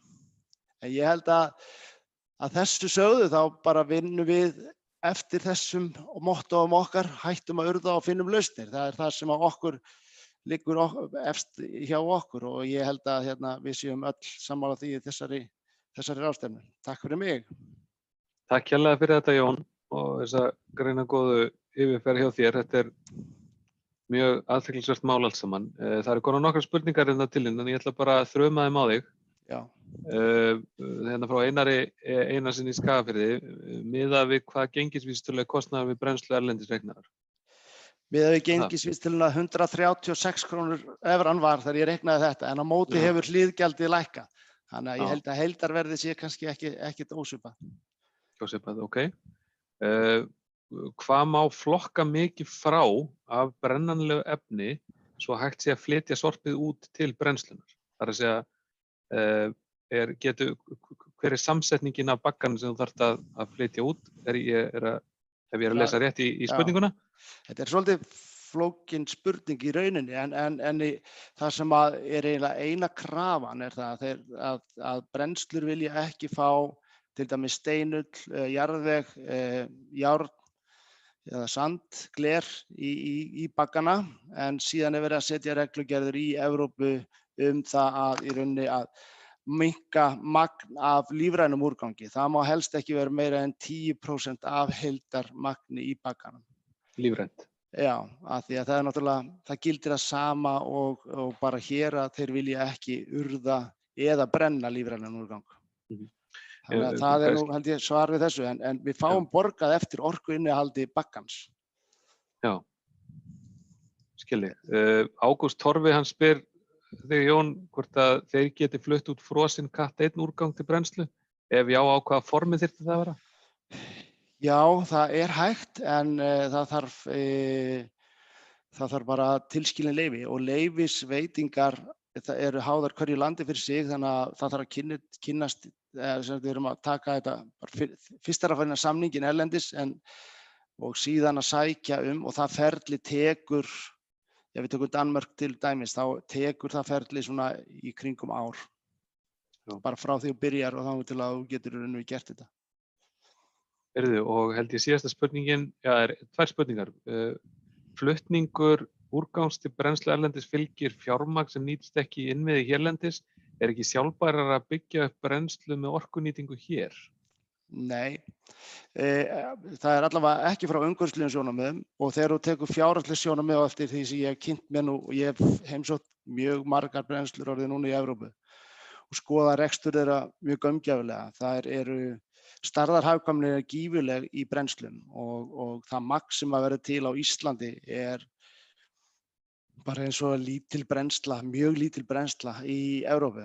Það er brennslu til dæmis sem við erum að senda til í Rotterdam, hún er með 11 milljón tonn á ári sem er 1100 miljón tonn á ári sem er brennslugetan þar og mannvirkin og reksturinn. Ég er búinn að reka fyrirtæki í 20 ár og ég myndi ekki treysta mig til að reka brennslu á Íslandi. Og ég get tekið það fram líka, ég hef þó rekið bæði brennsluna í Vestmannaeyjum í 8 til 10 ár og veit hvurskis rekstur þetta er. Þetta er gífurlega flókið, þetta er gífurlega mikill sérhæfing í þessu og við erum bara allt og lítið í þetta. Það er mitt mat í dag en hins vegar getur verið að þróunin verði allt önnur og brennslur verði hagkvæmur kostur hér eftir 1-2 ár. En við getum byrjað strax á útflutningi. Við getum byrjað á morgun. Það tæki Norrlendinga 6 mánuði að hefja útflutning á sorpi en það tekur það 5 ár að reisa brennslu. Og síðasta spurningin til því Jón, þetta er búið að mjög gagnlegt. Sveinn Margeirsson spyr varðandi útflutning á úrgangi. Er raunhæft til lengri tíma að gera ráð fyrir að Íslendingar flytji meira inn en út og fyrir hendi séu tómir gámar? Nei, það er ekki takt að reikna það út frekar en annað Frekar en COVID? Nei, frekar en COVID. En hins vegar er það þannig að í dag er þetta verulega hagstætt vegna þess að við erum að nota bæði þurfum við alltaf skip sem við höfum ekki nýtt okkur í þessum útflutningum. Í dag erum við að flytja þetta út í gámum, bara venjulegum skipagámum. En það er mikið af svona hráefnisskipum sem eru að koma til landsins, bæði með möl og bara malbygg, asfalt og fleira sem fara síðan mikið til tóm út. Og þannig að ég held að það þurfi rosalega margt að gerast áður en að það verður óhagstætt í þá áttina. Þakka þér kærlega fyrir þetta Jón, þetta var mjög gagnlegt og fróðlegt og við ætlum bara að halda áfram, við erum búin að stinga aðeins upp á náðana hérna varðandi tímann, takk kærlega fyrir Jón. Takk. Og ég ætla að sparka boltanum núna yfir á hann Ágúst Torfa Hauksson, framkvæmdastjóra Norðlenska sem ætlar að fjalla afsetningu lífræns úrgangs. Blessaður Ágúst Torfi. Takk fyrir. Heyrði, ég er nokkra glærur bara til þess að muna sjálfur hvað ég ætlaði að segja.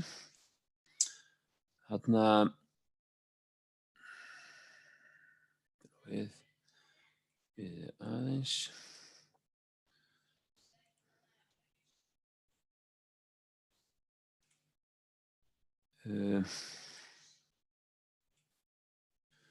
Virkar þetta? Já, við ættum að sjá þetta. Það er spurning bara mögulega þarftu að vera búin að íta á play þarna á PowerPoint-glærunni og Núna? velja svo, já, þetta er flott. Ég sé þetta allavega bara mjög vel. Þakka að kærlega fyrir. Gjör svo vel. Takk fyrir. Ég þakka fyrir þau erindi sem hafa framkomið. Þetta er áhugavert og þörf málefni. Ég ætla aðeins að fjalla þetta bara út frá þessu þrönga sjónarhjóli sem er út frá afurðastöðunum og matvöruvinnslunum. Þar sem okkar helstu vandamál almennur úrgangur, náttúrulega bara eins og hjá öðrum fyrirtækjum, plast og pappi og annað því líkt, en síðan kemur lífræni úrgangurinn. Þannig að þetta eru 3 flokkar sem að flestir sem að þekkja líklega gróflega, það er áhættuflokkur 1, 2 og 3.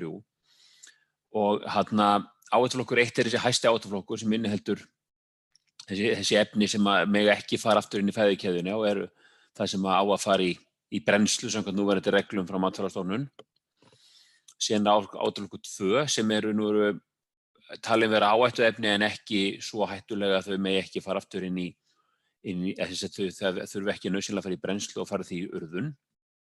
Og síðan er það áhættuflokkur 3 sem að má fara inn í keðjuna aftur sem dýrafóður eða eitthvað slíkt og fer þá í jarðvegsgerð í þeim tilfellum að dýrafóðursleiðin virkar ekki. Þetta eru þeir straumar, kannski 3 helstu straumar sem við erum að díla við í lífræna partinum. Og það er svolítið áhugavert að, ef maður hugskoðar áhættuflokk 1, að það hefur verið ráðist í verulega breytingar, hygg ég hjá flestum til þess að draga úr magni á kategóri 1, eða sem áhættuflokki 1. Sérstaklega hafa menn náð einhverju í sauðfé. Ég hygg að menn hafi flestir gert eitthvað í þeim efnum. Við hjá Norðlenskum við gengið mjög langt í því að minnka það magn sem fer í áhættuflokk 1. Það er búið að minnka líklega svona 70% á síðustu árum, það sem er farað þar inn. Það hins vegar er pínu tvíbent. Það er að segja að við erum að reyna að draga úr brennslu, vegna þess að brennslan er okkur mjög dýr. Hins vegar kemur fram í máli manna að urðunin sé verri umhverfislega heldur en brennslan. En hins vegar þegar þú dregur úr kategóri 1 með aukinni flokkun og úrvinnslu á því sem fellur í þetta, að þá verður afskurðurinn af því ekki kategóri 3, þetta er kategóri 2. Þannig að þessi breyting hefur þá aukið urðunina sem er ekki alltaf gott. En það er fjárhagslega gott eins og Jón bent á áðan að vissulega berum við sem erum í atvinnurekstri náttúrulega líka ábyrgð á því að rekstrarreikningurinn líti ekki verr út heldur en þörf er á. Sjá, hvernig fer ég? Nú er einhver að tala ofan í mig. Jón kominn á mute aftur, gott. Þannig að staðan í dag verðandi úrvinnslu þessa flokka er annarkvort brennsla á starfsvæði viðkomandi afurðastöðvar, það er að segja menn hafa litlar sorpbrennslur við sína starfsstöð eða þá að keyra viðkomandi úrgangi í kölku. Og það er svona leið sem að getur á tíðum verið snúin, kannski aðalega vegna þess að kalka er náttúrulega bara í eigu sveitarfélaganna á Suðurnesjum og ber þannig að sé engin skylda að taka við þessum úrgangi. Þeir hafa verið eins liðilegir eins og heldur ætlast til af þeim, en þetta reynist þeim erfitt. Og þannig að það er svona eitthvað sem að ég held að menn þurfa að huga að, og eins og Kristján nefndi áðan að það verið eitthvað hugmyndir það að vera með brennslu í Stekkjavík, og síðan kemur Jón og segir að það sé galin hugmynd að minni að flytja þetta út. Í öllu falli þarf að leysa verkefni með einhverjum hætti og ég tel að núverandi fyrirkomulag sé ekki gott, og ég tel reyndar að það sé óvíst að hæfasti aðilinn til þess að annast förgun þessa úrgangs séu afurðastöðvarnar sjálfar, þar sem þetta er ekki kjarnastarfsemi viðkomandi, og það eru þá margir að leysa hver sig vandann heima hjá sér, og það kann að vera að það sé ekki besta lausnin. Ágætt að nefna í því sambandi það sem í beinu framtíð sem Jón nefndi áðan, sem það að hann að skoða einhverja sorpbrennslu erlendi sem hafa stærra hagkvæmni sem honum hugnast og brenna milljónir tonna á ári. Ég rek sorpbrennslu sem brennir 100 tonnum á ári. Hversu hagkvæmt ætli það sé? Ágætt að nefna í því sambandi að því að við erum að tala umhverfisvingilinn í þessu líka, sem náttúrulega óhrjúvanlegur partur af þessu, að lítil afurðastöð hérna á Norðurlandi reiknaði það út fyrir líklega 2 árum síðan að það fór meiri olía á brennsluna til að brenna kategóri 1, þá sláturtíðina, sauðfjársláturtíð, heldur en fór á alla bílana sem söfnuðu sauðfénu til slátrunar. Það umhugsunarefni hvort að sú leið sé þá vænleg. Þannig að ég tel að þetta sé einn af stóru þáttunum og ég talað um þetta eins og rispuplata í nokkur ár að finna betri lausn á áhættuflokk 1. Það veruleg slátrun á Norðurlandi. Mér telst til að séu 75% af allri sauðfjárslátrun á Íslandi sé á svæðinu Hvammstangi til Kópavogsskers sem dæmi og ætli það sé ekki rétt 50% af öllum stórgripum sem slátra á Norðurlandi. Þannig að það verulegt magn af þessum úrgangi svona með á íslenskum skala sem fellur til hérna á þessu svæði og væri mjög gott að finna á því einhverja lausn, hvort sem það samhæfður útflutningur á móti einhverjum fóðurinnflutningi í hrávöruskipum eða hvernig sem menn finna út úr því. Ég tel raunar að fagmenn í meðhöndlun úrgangs væru betur til þess fallnir að finna lausnir heldur en endilega þeir sem hafa aðaláhuga á því að selja kjöt. Síðan áhættuflokkur 2, það þá þessi urðun í Stekkjavík. Það liggur alveg fyrir að þessi flokkur hefur aukist með auknum árangri að minnka flokk 1 eins og ég nefndi áðan. Og það svona, þannig liggur fjárhagslegi hvatinn í dag. Nú ég ekki að mæla með því að urðunargjöld sé hækkuð úr hófi, ég að mæla með því að það verði fundin ábyrgari leið til þess að eyða kategóri 1. Og síðan líka þá möguleiki að það hlut af því sem fer nú í urðun, fer í urðun vegna þess að núverandi jarðgerð ræður ekki við þá gerð af úrgangi sem ræðir. Þá ég til dæmis við húðir og skinn ýmiss konar sem að molta vill ekki fá, garnir og annað í þeim dúr sem að flækist í tækjabúnaði vilja helst ekki fá og svo framvegis. Þannig að það líka tækjafæri að draga úr urðun með því að auka hæfni jarðgerðarstöðvarinnar til þess að taka við þeim úrgangi sem fellur til þessum gera. Ég veit nú til að Norðurlandi svo sem meira en Eyjafjörður og Þingeyjarsýsla, þó mér líður stundum þannig að sé bara það því að mér líður bestar. En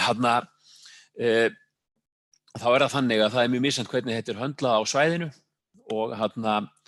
og ég hygg að það sé ekki allar afurðastöðvarnar á svæðinu að skila í jarðgerð, heldur farið dálítið mikið í urðun.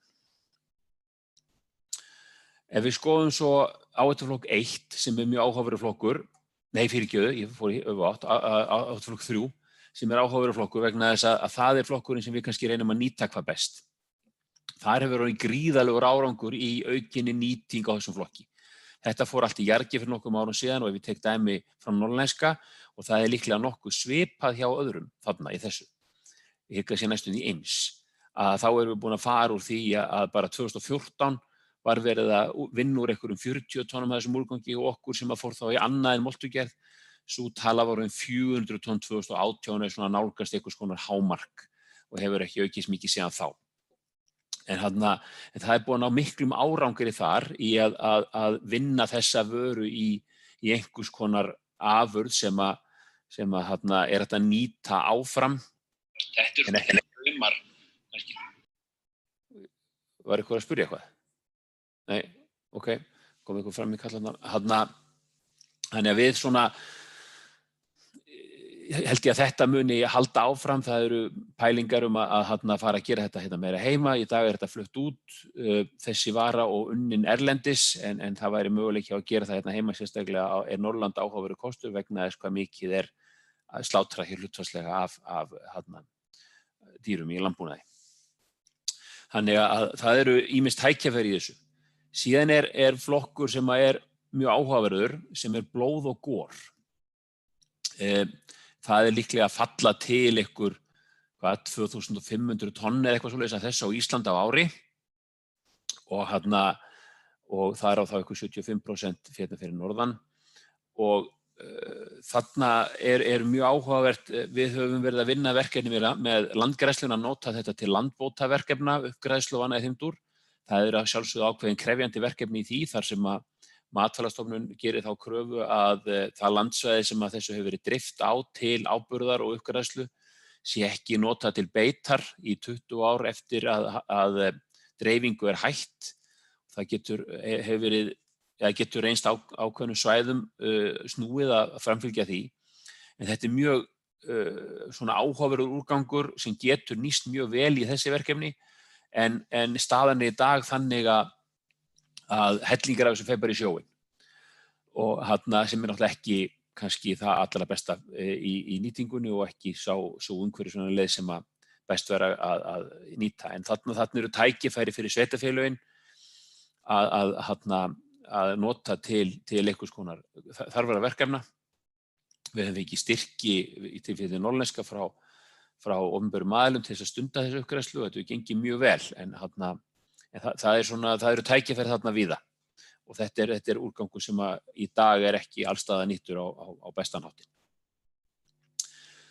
Ég ætla ekki að hafa þetta voðalega langt en það sem að gagnvart okkur, ég hef stundum notað þennan frasa þarna sem eru kannski ekki alveg viðeigandi en í dag er það þannig að afurðastöðvarnar eru sjálfar að langstærstum hluta að brenna sinn úrgang í áhættuflokki 1 og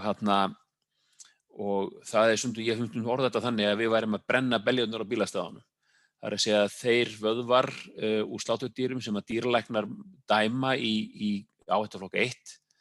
Þetta er annars vegar þá ákveðin hlutar af fullorðnum dýrum sem eru gömul og síðan sýktir skrokkhlutar. Þetta eru afurðastöðvarnar sjálfar að vinna úr á sínum starfsvæðum sem að ég er ekki sannfærður að sé best og reyndar sannfærður að sé alls ekki best og þessu verði að linna með einhverjum hætti.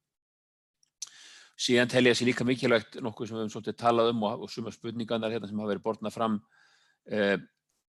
snúa að því að kostnaði við afsetningu úrgangs, hann er nokkuð breytilegur milli svæða og það hefur verið þannig að því betur sem samfélögin standa að móttöku og úrvinnslu á úrgangi, því dýrara hefur verið að losna við hann. Þetta hefur okkur þótt svolítið önugt. Það er að segja að vera raun og veru mjög ánægð með þá innviði sem eru á okkar starfsvæði hér sem að gera okkur kleift að losna við úrganga stærstum hluta á mjög ábyrgan og umhverfisvænan hátt eða þá með þeim hætti sem við skást þekkjum en upplifa það að samkeppnisaðilar annars staðar á landinu þar sem að förgun úrgangs er ekki með jafn umhverfisvænum hætti að menn telja og hér er boðið upp á komist ódýrar frá þessum lið í sínum rekstri og hafi þannig samkeppnisforskot vegna þess að úrvinnslu úrgangs er ekki sinnt með fullnægjandi hætti. Þetta finnst mér hefur alltaf þótt svolítið miður. Og ég tel heilt yfir að það sé mikilvægt og það er það sem ég skynja ekki annað en sé að gerast hér sem er mjög ánægjulegt að úrgangsvinnslu sé komið í hendur fagaðilega, hvort sem það eru opinberir eða einkaaðilar, svo sem enga sérstaklega skoðun á því. Aðalmálið er það bara að þarna séum að ræða aðilar sem hafa gott vit á þessu og eins og Jón nefndi í sínu erindi áðan þar sem að þeir eru að fá ýmsa hluti til urðunar sem að væru betur fallnir í aðra ferla, að þarna sé sett upp þannig kerfi að menn geti losað úrgang á sem bestan hátt og fjárhagslegu hvatarnir séu réttir. Þannig að sú leið sem að er best fyrir umhverfi og samfélag, hún sé líka best fyrir þann sem að er að losa sig úr úrganginn. Ég hef ekki meira málað að segja. Takk kærlega fyrir þetta, Ágúst Torfi. Ég ætla það er svo sem ekki mikið bæst í spurningarna hérna inn á slædóinni. Ég ætla að minna aftur á það. Það eru einhverjir 80 einstaklingar að horfa hérna á YouTube-brásina og þetta fína erindi hjá þér, Ágúst. En hérna það er þó, ég ætla bara að láta vaða með eina spurningi. Ég veit ekkert hvort þú hvort þú getir svaraði nú og kannski ekki alveg við þig en látum reyna á það. Hvernig skiptist magnið af vefjum sem þarf að brenna milli annars vegar áhættuvefja frá sláturhúsum og hins vegar dýrahræja? Getur þú eitthvað skotið á þetta? Þetta mjög góð spurning. Ég var svona að reyna að googla þetta áðan eftir að ég sá hann áðan. Því mér langaði að geta svarað henni. Nei, ég veit þetta ekki.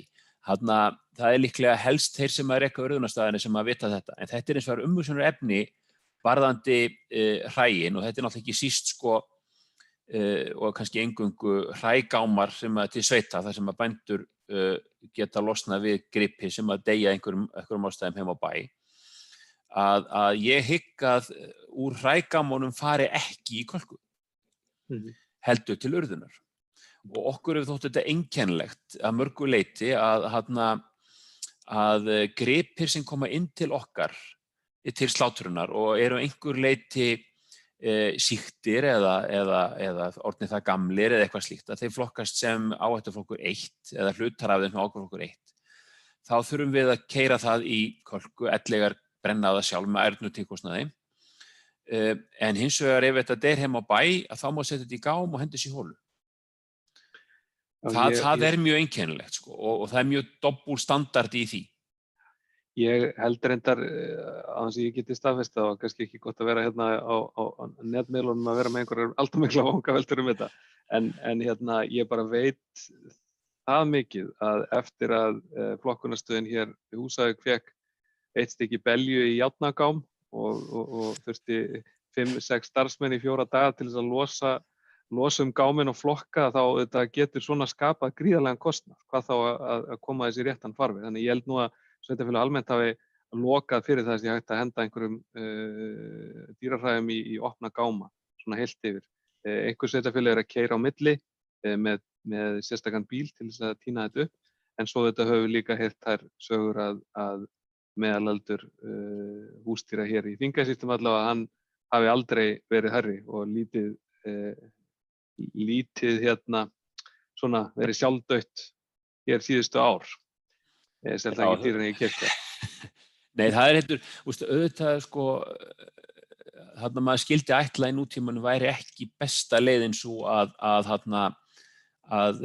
kannski fara pínlítið sömu leið eins og var farin þegar að reglurnar voru settar það að það væri bannað að urða áhættuflokk 1.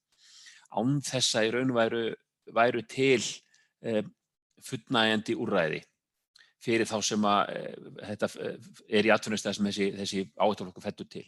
Eins og gerðist 2016 þegar að þessar reglur komu á afurðastöðvarnar og það voru ekki til úrræði til að losna við þetta og menn fóru þá í þessa brennslugáma, þessar pínlitlu brennslustöðvar sem hver og einn á og vegna þess að menn voru þvingaðir í það að fara að gera þetta sjálfur. Og einhvern veginn varð reikningsdæmið þannig að það var öllum brennslum lokað, meðal annars heima á þér og vegna þess að þær voru svo skaðlegar en það var í lagi að kaupa 20 feta gám og brenna á bílastæðinu. Það einhvern veginn var komið í lag.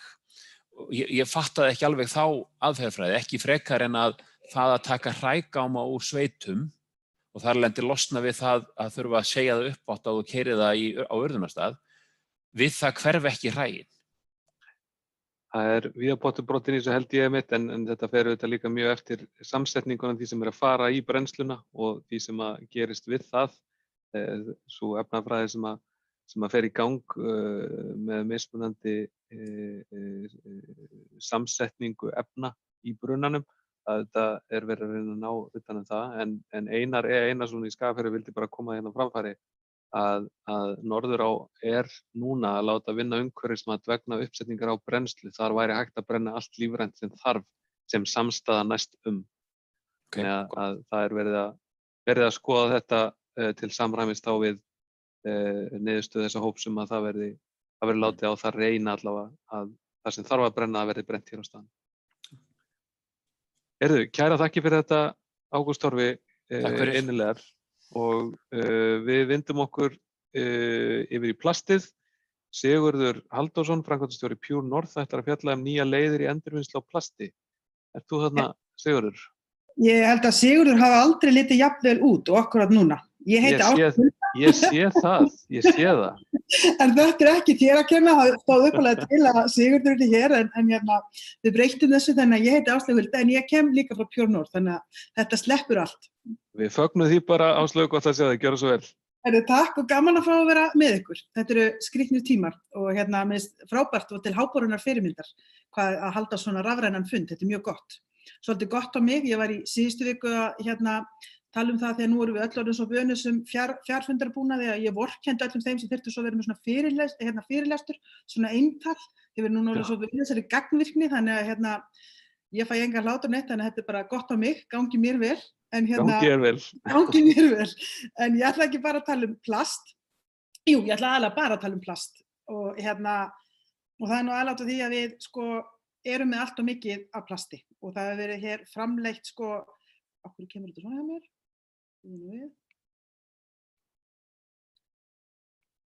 Já, það verið framleiddir 8,3 milljarð tonn af plasti síðan bara það kom fyrst í sögunum 1950. Og það alvarlega við plastið er að 93% af plasti er ekki endurunnið. Og við vitum öll hvað það tekur plastlangan tíma að brotna niður og ástandið er ekkert að lagast. Það er bara versna þrátt fyrir allt þetta umtal plast núna síðustu misserin. Og það er talið á hverju ári fara 8 milljónir tonna plast í hafið á hverju einasta ári. Og það jafngildir því að við séum bara hér með fullan farma vörubíl við sjóinn og við bara losum hann á hverju mínútu bara eitt. Og ef við gerum ekkert í þessu, þá er áætlað að þetta magn aukist 2 vörubíla á mínútu árið 2030 og 4 hlöss árið 2050. Þannig að við sjáum að þetta okkur get ég ekki, ég ekki með, já, fyrirgefi. Þannig að allt þetta plast, þetta er nóg til þess að þekja allar strendur heims og ef að þetta verður ekki stöðvað, þá mun plast sennilega vega þyngra í sjónum heldur en fiskarnir. En það er ekki plastið sjálft sem er vandamálið, það er magnið og hvernig við förum með plastið.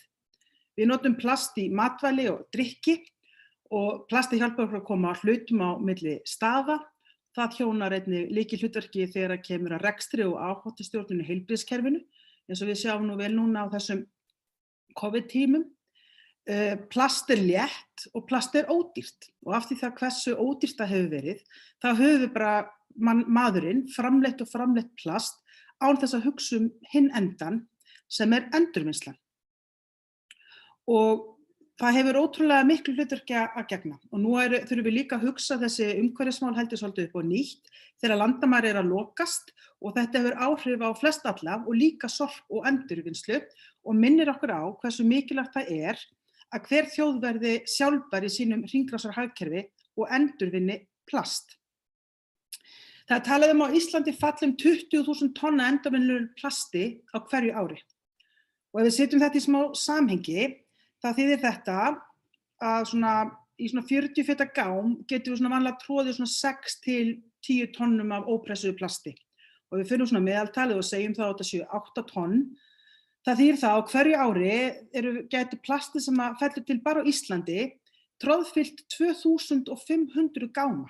Og ef við hugsum okkur bara hvað 1 gámur er og svo 2 gámar, 20 gámar, 200 gámar, 2500 gámar. Þannig að þetta er gríðarlegt magn. Og síðan tekur plastið svo mikið pláss og við hjá Pure North höfum við aðalega byrjaði félag á því og mesta magni hjá okkur er heyrúlluplast. Við fórum með úrvinnslusjóði þar sem gerð var svolítið úttekt á því hversu mikið af plasti kemst í 1 gám og það var tróðfylltur gámur af heyrúlluplasti og síðan fórum við að hugsa, hvað gerist þegar við erum búin að taka þetta plast og þrífa það? Hvað er raunverulega plasthátt hlutfall af þessu sem er í tróðfylltum gámi? Og nú myndi ég vanlega segja vilja giska, en þú veist, þið getið það ekki, það er allir á mute og ég sé ekki neitt. En ég skal segja ykkur það, þetta var svolítið meiri sem kom okkur á óvart.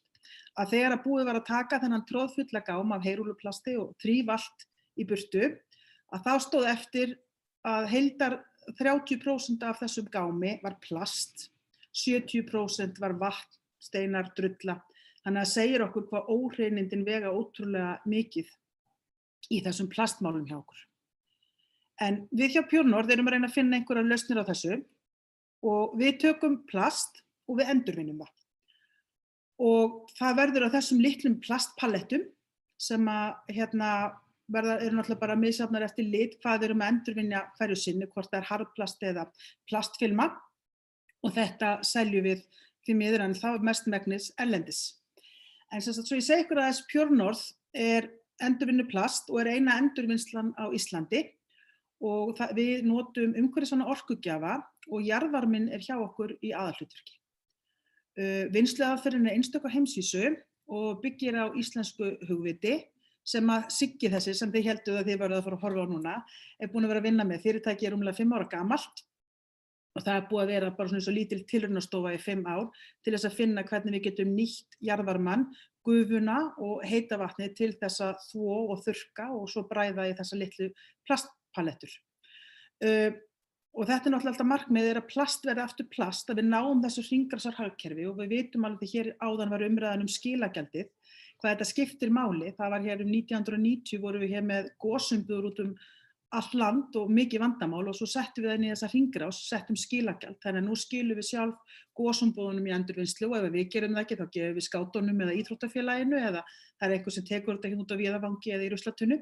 Þannig að það er þessi hringrás sem við erum alltaf að tala og leita eftir. Það sem að kannski gerist með jarðvarmanum og þessum hreinu orkugjöfum sem við hefum hér á Íslandi, það gefur okkur forskot, bæði rekstralegt og gagnvart umhverfinu og eins og er búið að koma fram, þá erum við líka ofta keppa við þjóðir þar sem að kjarnorka, olía og jafnvel kol eru notuð í meira mæli. En við fengum Resource International sem að koma hér við sögu í dag til að gera vistfærnisgreiningu á starfsemi Pure North og það kemur í ljós að kolefnissparnaður verður mikill þegar við endurvinnum plast hjá okkur og það er svona meðaltal 0,7 tonn fyrir hvert endurunnu tonn af plasti. Og þetta eru gríðarlega háar tölur og við skulum hafa í huga að fyrir hvert tonn sem almennt er endurunnið af plasti svona til viðbótar þá sparast 1,8 tonn af olíu. Því að sko, nú vona ég að segja engir efnafræðingar að horfa, plast er náttúrulega bara rosalega mikið bara eiginlega frosin olía, þannig að það fer rosalega mikil olía af því. Þannig að við teljum endurvinnsla plasti hér á Íslandi ótrúlega stóran og mikilvæg hlekk í þessu hringrásarhagkerfi. En við getum gert miklu betur og Pure North er náttúrulega lítið nýsköpunarfyrirtæki, frumkvöðull sem hefur svona verið að sækja í sig veðrið og núna í upphafi árs þá fórum við af stað með nýja vélalínu og erum búin að 6-falda framleiðslugetuna okkar, þannig að við getum núna verið að taka alvöru magn. Og við fengum atvinnulífi í lið með okkur og eins og Kristján Þór kom hér fram áðan með vinna sem þeir eru búin að vinna þetta fyrir norðan sem ég er mjög hrifin af, að það kemur náttúrulega mesta magnið, voljúmið kemur frá atvinnulífinu, þannig að það er rosalega mikilvægt að atvinnulífi sé með. Og við sem sagt fórum á stað og fengum nokkuð stór og öflug íslensk fyrirtæki til þess að skuldbinda sig til þess að koma öllu endurvinnanlegu plasti sem fellur til í þeirra starfsemi til okkar í endurvinnslu. Og þetta er ótrúlega jákvæðni hjá atvinnulífinu og sem sagt kolefnissporin sem sparast við þessa endurvinnslu, þau teljast inn í umhverfisbókhald fyrirtækjanna og megum heldur ekki gleyma því að við erum í leiðinni að spara kolefnislosun fyrir Ísland. Og þetta er svona samfélagsábyrgð í sinni bestu mynd og þetta eru fyrirtækin og þeir sjá að þetta er engin smá fyrirtæki sem að voru tilbúin að hoppa með og gríðarlega mikill áhuga, auðvitað er þetta mjög ólík fyrirtæki en allir til og það segir bara að það vantar ekki til vilja, það er alveg sama hvar er leitað og núna eru að bætast við hjá okkur fleiri fyrirtæki sem að vilja taka þetta skref að koma plastinu sínu í þennan góða farveg og svona því ég hugsa það sem eitthvað sveitarstjórnarfólki að horfa á, þá er núna eitt sveitarfélag sem ætlar að bætast í hópinn núna í apríl, þannig að það er mjög spennandi tímar í endurvinnslu á Íslandi. Og ef við aðeins bara, aftur, ég er mjög upptekin af þessum 20.000 tonnum sem að falla til. Og með svo gaman á svona dæmum, það er ekki bara gámarnir sem ég vil tala um, eða ef við svona leyfum okkur aðeins að leika við tölur, ef við endurvinnum 20.000 tonn á Íslandi og erum að hugsa þessa kolefnislosun sem við getum sparað, þá á það við 7.000 jarðarbúa eða 1.000 Íslendinga. Já, það eru bara 1.000 á móti 7.000 og það er kannski að þegar við Íslendingar erum svolítið umhverfissóðar og við mengum 7 sinnum meira en meðal jarðarbúi og þetta kemur inn í það alls konar tækni og hvernig við lifum en enga síður þá er þarna til mikils að vinna. Við getum nefnilega gert svo miklu, miklu betur og við þurfum að hugsa þessi mál til enda, við þurfum að hugsa allt ferlið og við þurfum að hugsa í lausnum og við þurfum að hugsa í nýsköpun. Og Ísland sem á svona mikið undir í sjávarútvegi, ferðaþjónustu og öðru, þá eigum við og getum verið til fyrirmyndar í þessum málum. Og því vorum að tala jákvæðni frá atvinnulífinu, ég hef heldur ekki hitt stjórnmálamann eða á þessum forsvarsmönnum í atvinnulífinu hjá hinu opinbera eða bara einstakling sem vill ekki að við gerum betur og setjum þessi mál í forgang. Og það til allt of mikið af óendurunnu plasti og endurunni plast hægt að endurvinna aftur og aftur. Og það að aukast eftirspurnin eftir endurunnu plasti, þó að eðli málsins samkvæmt vegna COVID sé smá svona pása á öllu, allt svolítið frosið núna. Og það þetta sem við þurfum að vinna með, en á sama tíma kallar þetta náttúrulega á að því hér búið að tala við þurfum að flokka miklu betur, við þurfum að umgangast þessa og fara að hugsa sorp og rusl og úrgang sem afurð. Taka út þessa mikilvægu þætti sem við getum nýtt og komið í hringrásarhagkerfið og þá held ég að leiðum við breytum þeim þankagangi, þá þurfum við að umgangast þetta betur. Og það bara góður business að vera umhverfisvæn. Neytendur eru bara að fylgjast rosalega vel með og þau gera kröfur og það vilja allir standa sig. En eins og ég segi, ég held að atvinnulífið sé að vakna og ég veit að pólitíkin vöknuð. Sveitarfélögin, það ýmislegt að gerast bara út all land, en við þurfum að flokka betur. Við verðum að setja hvatinn í kerfið sem hvetur til þess að við endurvinnum meira á Íslandi. Við þurfum líka að ræða ábyrgð framleiðenda. Af hverju erum við enn með óendurvinnanlegar vörur á markaði? Og til þess að fullkomna hringrásina, þá væri náttúrulega frábært ef að það væri meira að vörur væru fullunnar hér á landi úr endurvinnu plasti og öðru endurvinnanlegum efnum. En þetta var svona hraðlesturinn minn án viðbragða endurvinnslu og hvað við erum að gera í Hveragerði og við finnum ótrúlega mikla jákvæðni og í rauninni gætum við verið að endurvinna meira en við erum, en við erum bara svona fínbúsalla framleiðslu hjá okkur og ég held þessum öll að fatta það að endurvinnsla fjárfesting til framtíðar.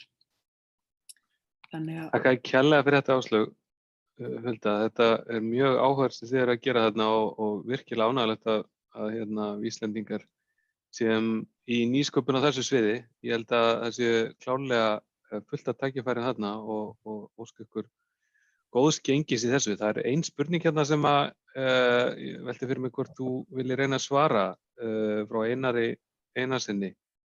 Hvað þið að borga fyrir hvert kíló af plasti frá fyrirtækjum og hver heldur að þróunin verði í því? Þetta eitthvað sem þú getur upplýst okkur Já, sko, í dag höfum við ekki verið að borga neitt fyrir móttöku á plasti. Og við erum náttúrulega með þetta úrvinnslugjald, þar sem að hluti sem bara frá úrvinnslusjóði, þar sem að hluti hugsa sem flutningsjöfnun, sem til þess að flytja plast á milli staða og síðan það endurvinnslugjaldi sem hefur komið til okkar. En hins vegar núna með meiri framleiðslu hjá okkur og þá erum við að setja í gang að koma með gjaldskrá til þess að greiða fyrir plastið, en þá munum við gera mikinn greinamun á því hvernig plast við erum að fá. Og munum gera kröfu að það sé miklu betur farið með plastið. Það komi inn baggað og við munum að sjálfsögðu borga meira fyrir plast sem búið að fara vel með og bagga og í betri standi heldur plast sem kemur svona illa flokkað og ekki baggað. Þannig að það hluta þessari vinnu sem við erum í gangi núna. Góðan að hrúastefnin spurningarna núna. Sæmundur Helgason spyr líka plastir í mörgum flokkum samanber heyrúlluplastið eða harðplastið. Hvaða flokkum af plasti getur Pure North tekið á móti og hvaða flokkum ekki? Já, sko, það sem við erum núna náttúrulega, þetta greiðlega sérfræðingur, LLDPE sem strekkifilman og bændaplastið sem við höfum verið að gera. Við byrjum með harðplastið, við höfum verið að taka LDPE póka og svona þolplast og HDPE, tunnur og brúsa. Og síðan erum við að horfa til þess að geta farið, en það ekki komið það, við munum fara í EPS frauðplastið bara núna vonandi á þessu ári. Þannig að við erum alltaf að auka þetta. Þannig að við erum byrjað að geta tekið töluvert mikið af plasttegund. Og þetta við höfum séð til dæmis í þjóðþrifaverkefninu og þetta eru til ótrúlega margar plasttegundir, en þetta eru svona 4-5 flokkar sem eru mest og við höfum verið að geta tekið megnið af því sem við höfum allavega farið í gegn. Já. Svo hérna Jón Þorvaldur Heiðarsson sem spyr, plastinu rennt eða er það endurunnið? Það skiptir miklu máli hvort gert upp á það hvort fólk eigi að þvo plasti heima áður en því skilað.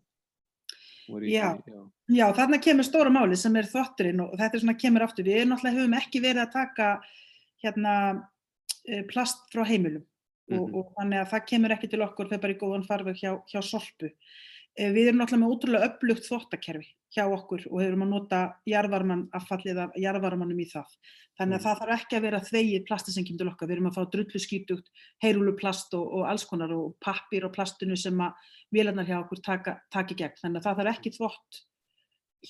En auðvitað því betur og hreinna sem plasti því auðveldar að vinna og endurvinnslan verður betri og skilvirkari. En við getum tekið alveg töluvert, það þarf ekki að vera tandurhreint. Þannig að þeir sem eru heima hreinsa jógúrtdósina, þeir eru að halda því áfram, en það plast kemur ekki til okkar og hefur ekki áhrif á okkar framleiðslu. Þetta bara aldeilis glæsilegt. Ég ætla að þakka þér Áslaug kærlega fyrir og þú verður að skila góða kveðju til Sigurðar Halldórssonar. Við erum ánægð að fá að hafa fengið þig hérna, en gangi ykkur vel og ánægilegt að sjá íslenskt frumkvæði í nýsköpun á þessu sviði. Gangi ykkur allt í haginn. Takk kærlega fyrir. Takk, gaman að fá að vera með. Þá ætla ég að vinda mér yfir í síðasta erindið fyrir hlé. Líforkuver, raunhæfur kostur. Guðmundur Sigurðsson, framkvæmdastjóri Vistorku, spyr þessarar mætur spurningar. Þú ert komin að línuna, Guðmundur, blessaður. Blessaður. Já, þið heyrið vel í mér. Mjög vel. Já, ljómandi fínt. Ég ætla að vera með djarfa tilraun og reyna að spila hér jafnvel vídeó í kynningunum minni. Skulum sjá hvernig... Þetta búið að ganga svo vel hingað til að það ekki í lagi að fara að prófa eitthvað, vera dálítið vægt. Það gengur mjög vel. Herru, ég ætla þá að reyna að deila kynningunum minni. Gjör svo vel. Með ykkur. Þetta gengur þetta allt saman.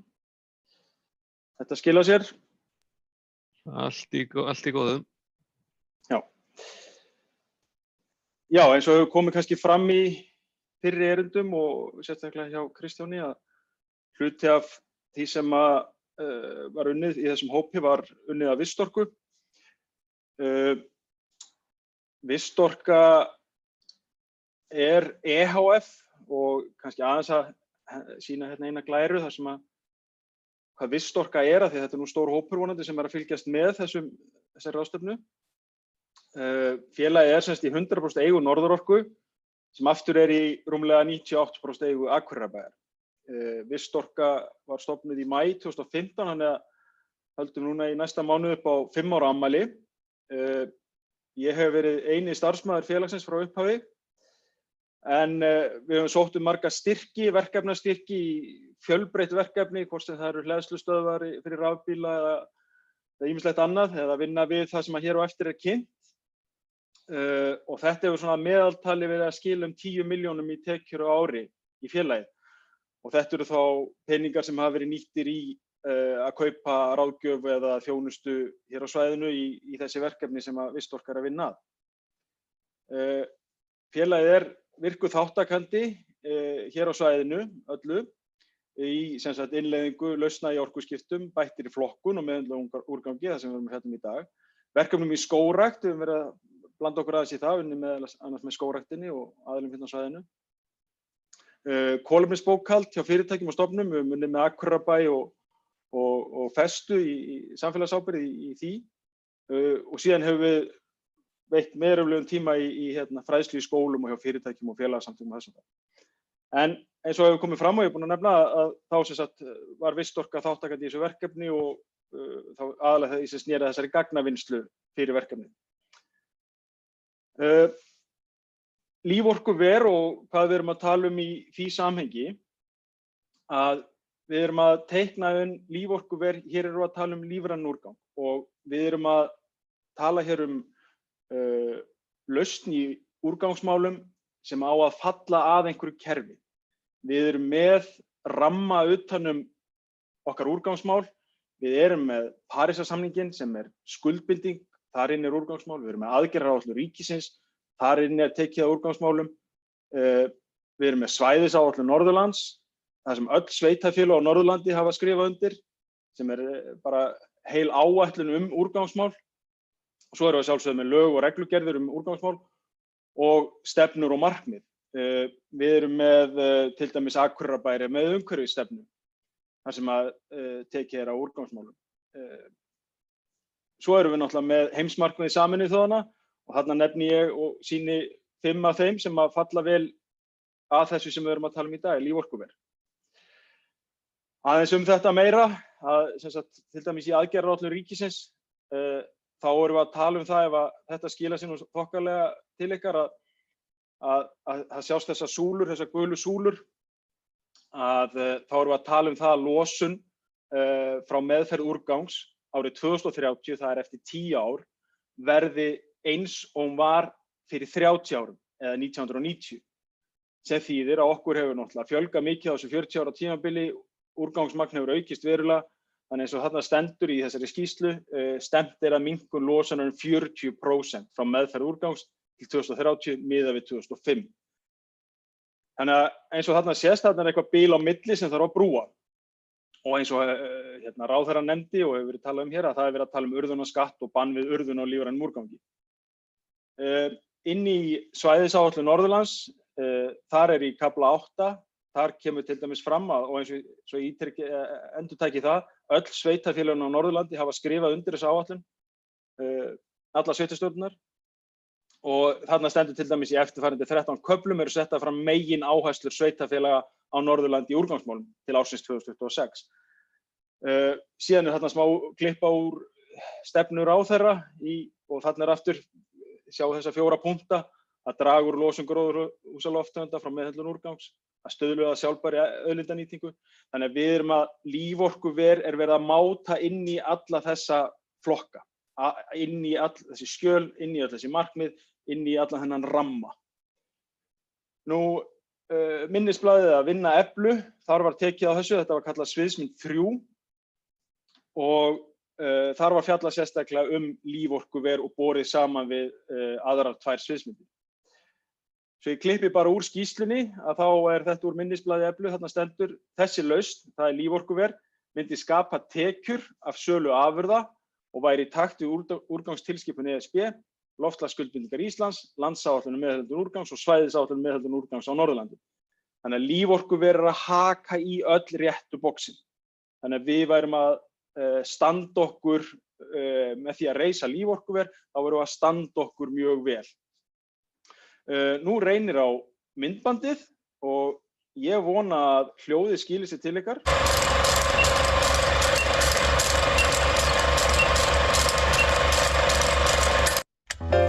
Í áratugi var allur úrgangur á Norðurlandi urðaður með tilheyrandi kostnaði og neikvæðum auðlinda- og umhverfisáhrifum.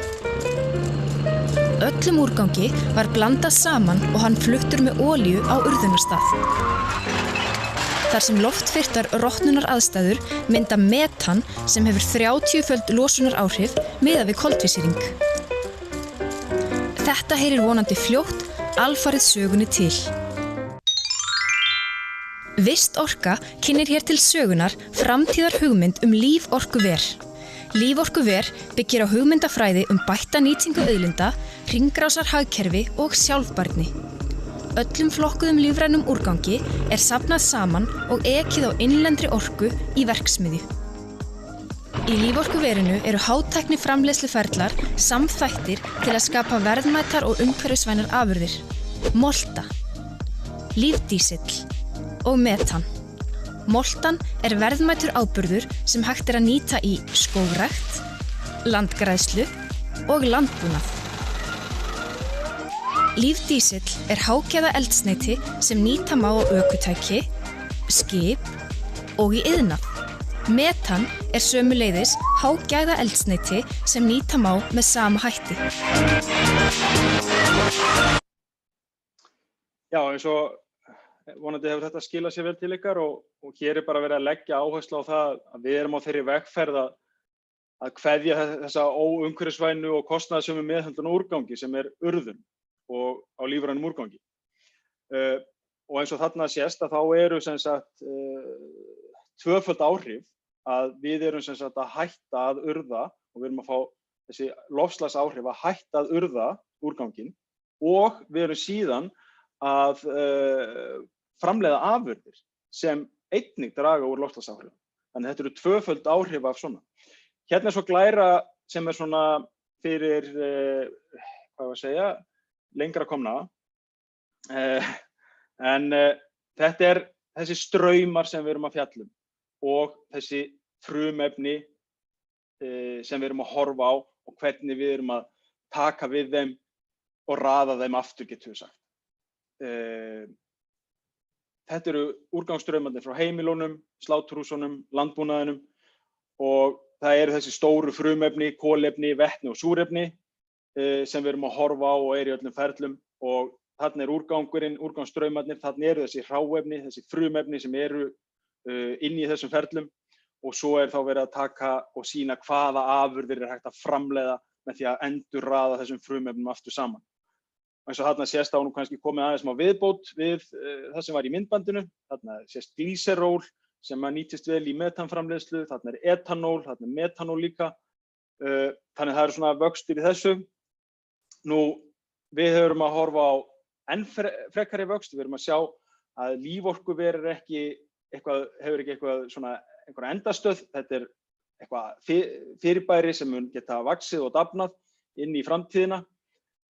Hérna hugmynd sett fram sem gæti gengið í núverandi stöðu okkar sem við erum í bæði hagkerfið og þessar svona áskoranir sem við blasa við okkur á næstu misserum. Að þá kannski akkurat tíminn fyrir svona lausn fyrir Ísland og fyrir Norðurland. Það eru nú þegar starfandi þessar 3 einingar en við erum búin að heyra í fyrri erindum að til dæmis Molta ekki að taka við öllum þeim lífræna úrgangi sem hún ætti að gera. Það til dæmis það sem kallað áhættuflokkur 2, kategóría 2. Við sjáum fyrir okkur þarna í fyrsta áfanga sem væri þá sem við kallum Molta 2. Þar værum við að taka við þess áttar úrgangi. Við værum að taka við meira af garðaúrgangi sem í dag fer töluvert af á tipp og þess áttar. Þetta svona vaxandi verkefni, þetta ekki einhver tæmandi listi, þetta eru hugmyndir sem við höfum komið með og eins og Ágúst Torfi nefndi líka að eitthvað að fara út í sjó af úrgangi. Það kemur að því að við þurfum að vinna allt efni úr fráveitukerfum. Þar eru verðmæti.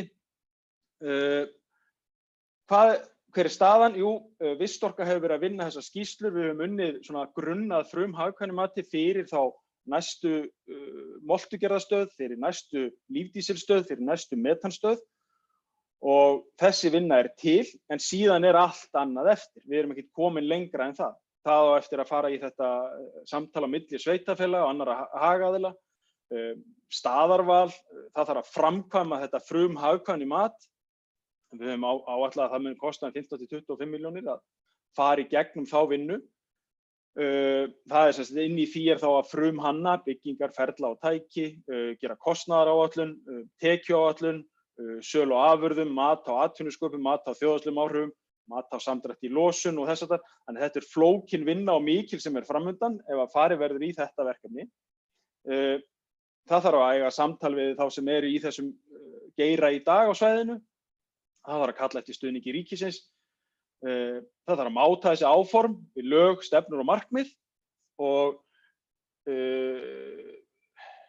við getum bara orðað að þannig að menn verða að vera svolítið svona heiðarlegir þegar kemur að þessum samanburði við aðrar lausnir að allar þær lausnir sem við erum náttúrulega að fara að skoða héðan í frá, þær þurfa náttúrulega að standast þær kröfur og markmið og lög og annað sem við erum að reyna að fara eftir.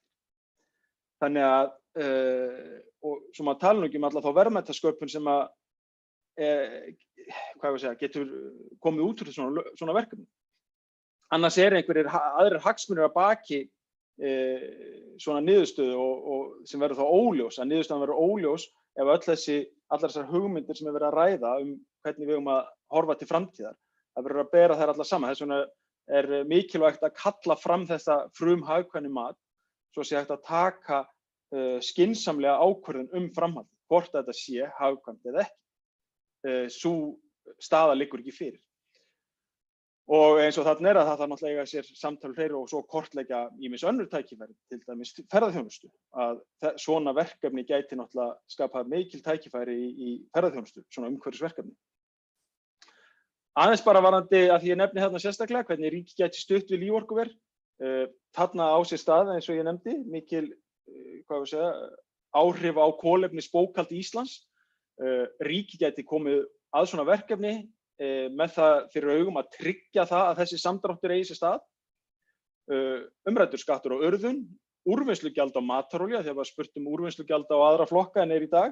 Það mætti koma úrvinnslugjald á matarolíu sem myndi þá tryggja það að hún skilaði sér í réttan farveg en ekki í fráveitukerfi eða í urðun eða aðra staði. Ráðherra nefndi sjálfur að það verið verið að skoða kaup á moltu til landgræðslu og skógræktarverkefna og svo að sjálfsögða að viðhalda þessari söluskyldu og endurnýja eldsneyti þar sem úrgangur telur tvöfalt. Hér svona smá mynd það hvernig þetta gæti átt sér stað frá deginum í dag, að það þarf semst að vinna þessa undirbúningsvinnu, þessa frummatsskýrslu og þessi S-kurva þarna fyrir neðan, hún er sýnd semst í tíma, þarna eru teiknuð upp 3 ár, þriggja Jón hjá Gámafélaginu nefndi 5 ár fyrir sorpbrennslu. Eflaust, hér sett eitthvað fram, hér sett fram 6 milljarða fjárfesting á 3 árum, þar sem að svona stóru hlutnir að gerast eftir 1,5 ár cirka. Ávinningurinn, eins og ég lauslega nefnt, innlend verðmætasköpun, framleiðsla, störf, þekking, loftslagsávinningur, hringrásarhagkerfið og enn sem komið hef ég ekki séð aðra eða betri núverandi tæknilega lausn sem uppfyllir samþykkt markmið hér á svæðinu. Takk fyrir. Takk kærlega fyrir þetta, Guðmundur. Virkilega áhugavert og það er þetta er, ég vil ekki segja, mjög metnaðarfullt verkefni að koma þessu áfram. Það er hér spurning sem ég langar til þess að varpa á því frá honum Guðjóni Bragasyni á Sambandi íslenskra sveitarfélaga. Er raunhæft að hér þróist markað með metan, til dæmis með orkuskiptum í farm- og fólksflutningum? Já, við höfum náttúrulega séð það að það eru til, tæki í öllum flokkum, allt frá litlum fólksbílum upp í stóra strætóa og vinnuvélar og annað sem geta gengið á metani. Tæknin er algjörlega þekkt, þetta er búið að vera til staðar í ég ætla að segja áratugi. Það væri ekki, við erum ekki að tala um neinar uppfinningar, þetta er bara hvernig menn spila á ívilnanir og íþyngjandi lausnir en auðvitað tekur þetta tíma. Þannig að við höfum náttúrulega séð það bæði hjá Sorpu og Norðurorku sem er einu framleiðendura, svona stórframleiðendura metani á Íslandi að þetta bara gengur. Og það er ekkert annað en ákvörðun, ég meina það er hægt að nýta metanið á ýmsa vegu. Þess vegna, ef það er mikið umfram þá að brenna og framleiða rafmagn sem geti þá runni nýtt sem varaafl. Áður en við förum inn í örstutt kaffihlé, þá spyr Sæmundur Helgason hérna, hann spurði nú reyndar ekki, hann spurði þessu áðan, ég ætla samt að láta vaða bara á þig. Umræðan í málaflokknum virðist toga í 2 ólíkar áttir, vinna með úrgang á sem hagkvæmastan hátt eða á sem umhverfistan hátt. Getur þetta tvennt farið saman? Já, við viljum meina að líforkuverið gerir akkurat það, að þarna séum við að halda í þau verðmæti að úrgangur er auðlind.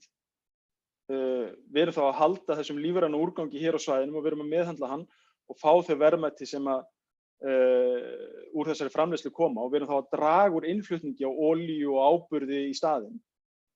Þannig að já, ég held að og að fá þennan tvöfalda umhverfisávinning sem ég nefndi. Takk kærlega fyrir þetta, Guðmundur. Ég ætla að leggja til að við tökum okkur örstutt hlé. Þakka þér, eins og segja aftur, kærlega fyrir, Guðmundur. Það verður fróðlegt að sjá hver framvindan verður í þessu hérna. Þetta er, eins og segja, risastórt verkefni og nóg á borðinu á þér greinilega framvindan. Þannig að takk fyrir þetta. En ég ætla að leggja til að við tökum 10 mínútna pásu og gera það sem gera þarf þegar maður er búinn að sitja svona lengi, standa upp og komum hérna aftur inn eftir 10 mínútur, korter yfir 3. Sjáumst þá.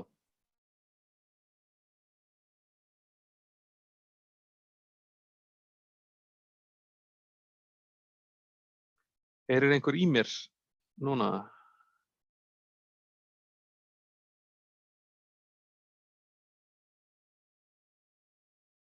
Já, það heyrist þér. Ég ætla að skella dagskránni bara upp með meðan.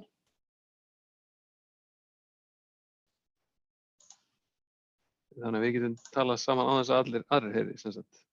Nei, það heyra allir. Það heyri allir, það er gott mál.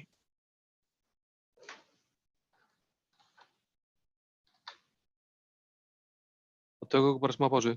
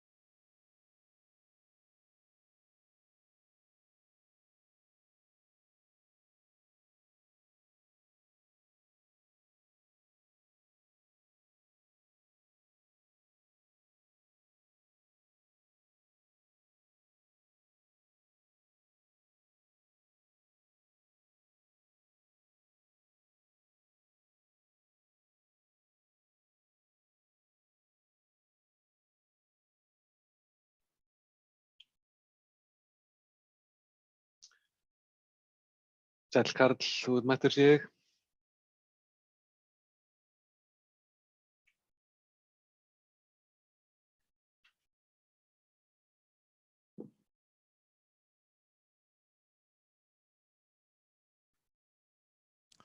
Kristján, heyrir í mér? Ég heyri þig núna, já. Já, flott. Við gefum þessu 4 mínútur í viðbót, byrjum kortur yfir. Ekki málið. Ég ætla að prófa aðeins hvort þetta komi ekki upp eins og þetta á að gera hérna. Já, ok, ég get ekki.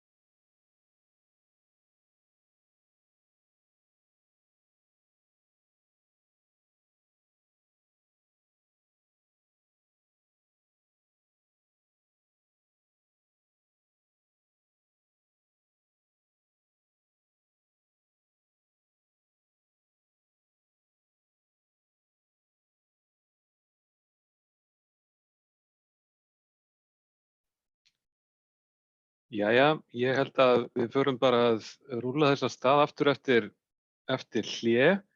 Við erum hér á ráðstefnunni Úrgangsmál á Norðurlandi, stað og framtíð í þeim málum, á fyrstu vefráðstefnunni sem allavega ég sitt. Þetta hefur gengið vonum framar.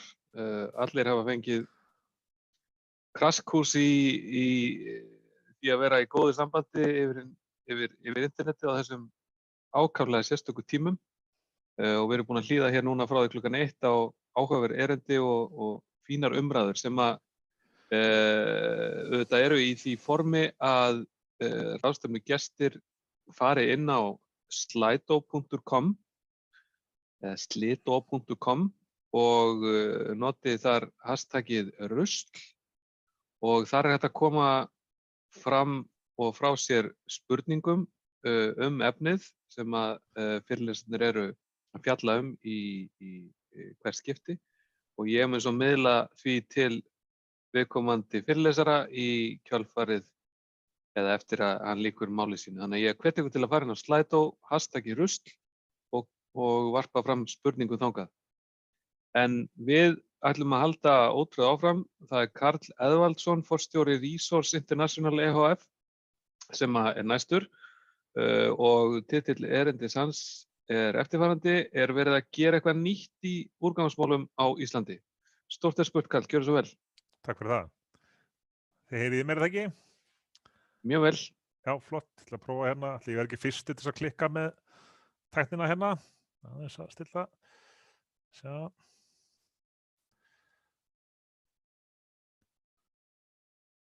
Er þetta komið? Þetta er bara ljómandi fínt held ég, nema hvað það er kannski spurning hvort að þetta eru notes síðurnar hjá þér í PowerPoint. Það er spurning hvort þá viljið setja alveg heil skjáinu upp. Sjáum þá er það næsta.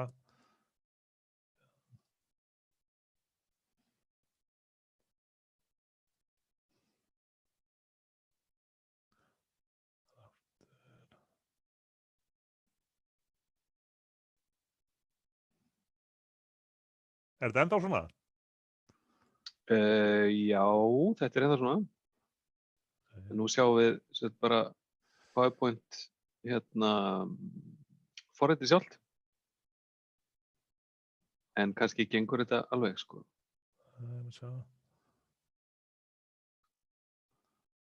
Einu sinni enn. Prófa þetta.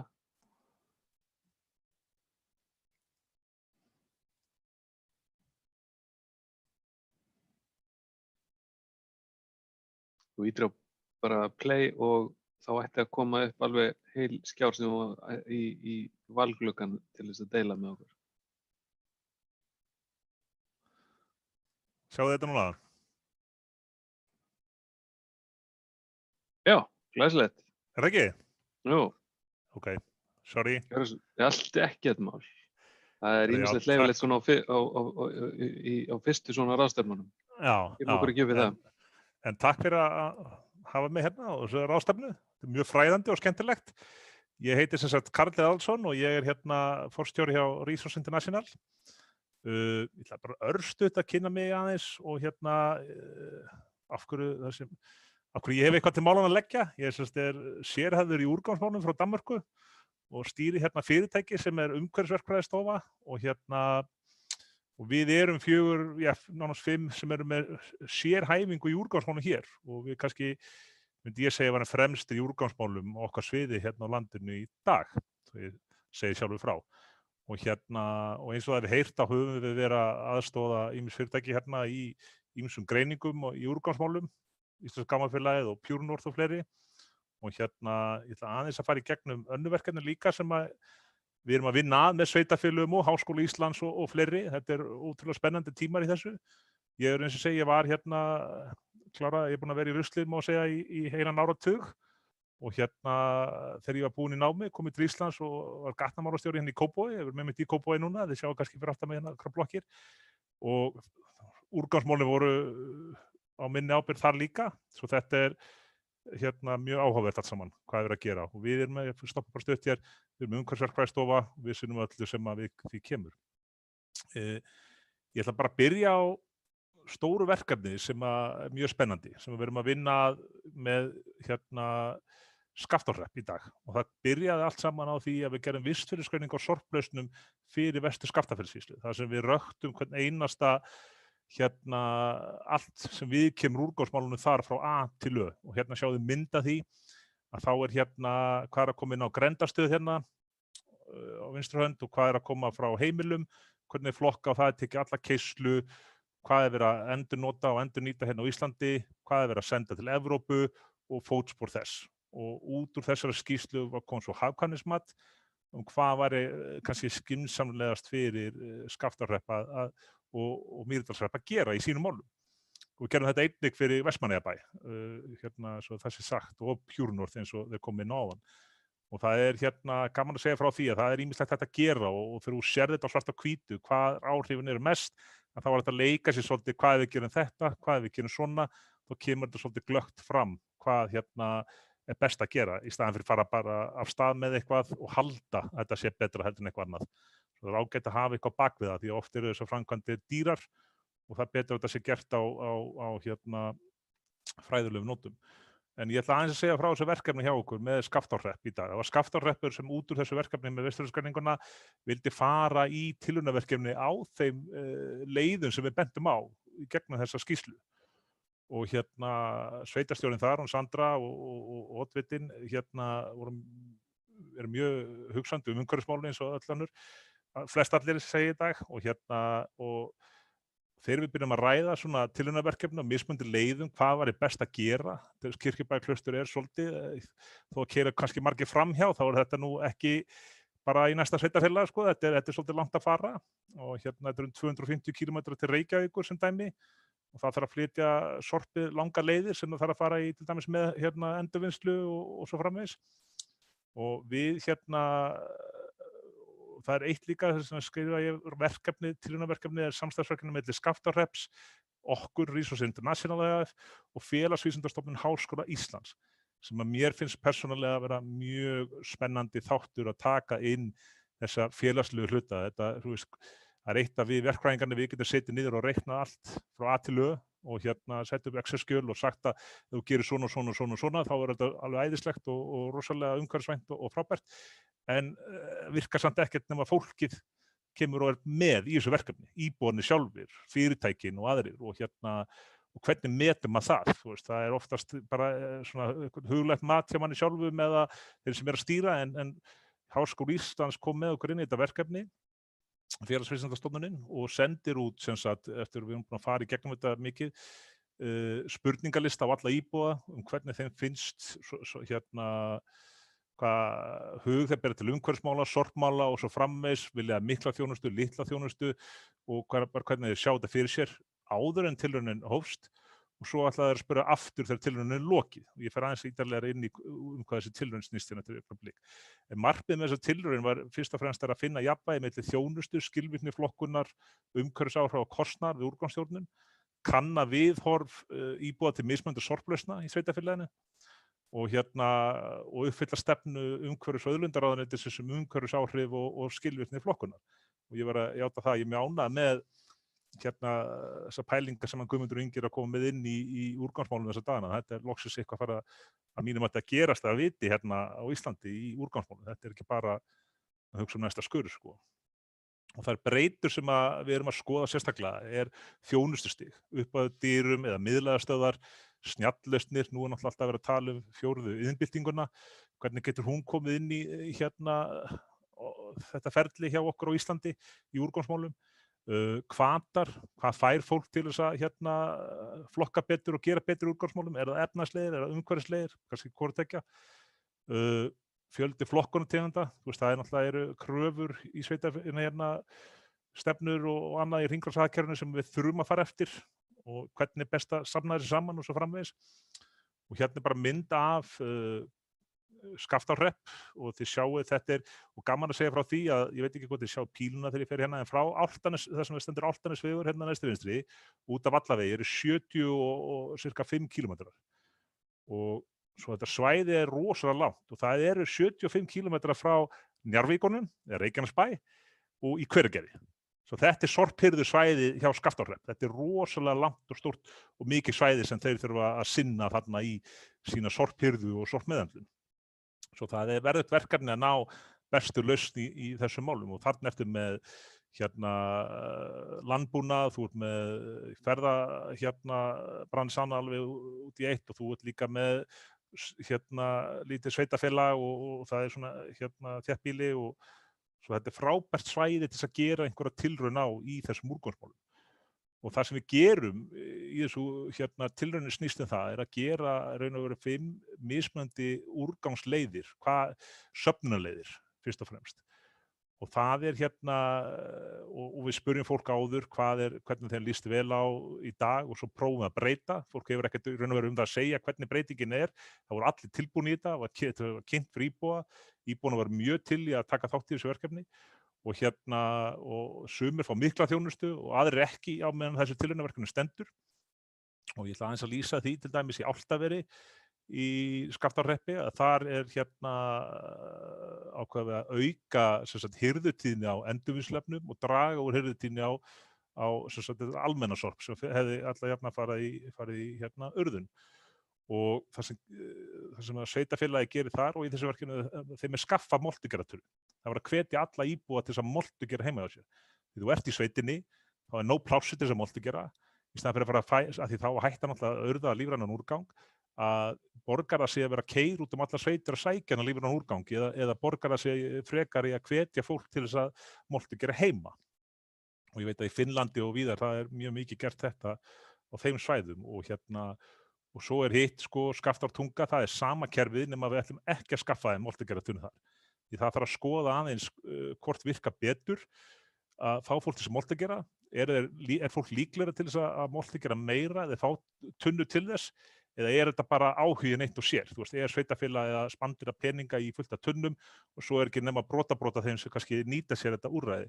Svo það ágætt að sjá þarna munin á milli þessara tveggja aðferða með og án moltugerðartunnur og líka aukin hirðutíðni á endurvinnslefnum, skila það sér og svo framvegis.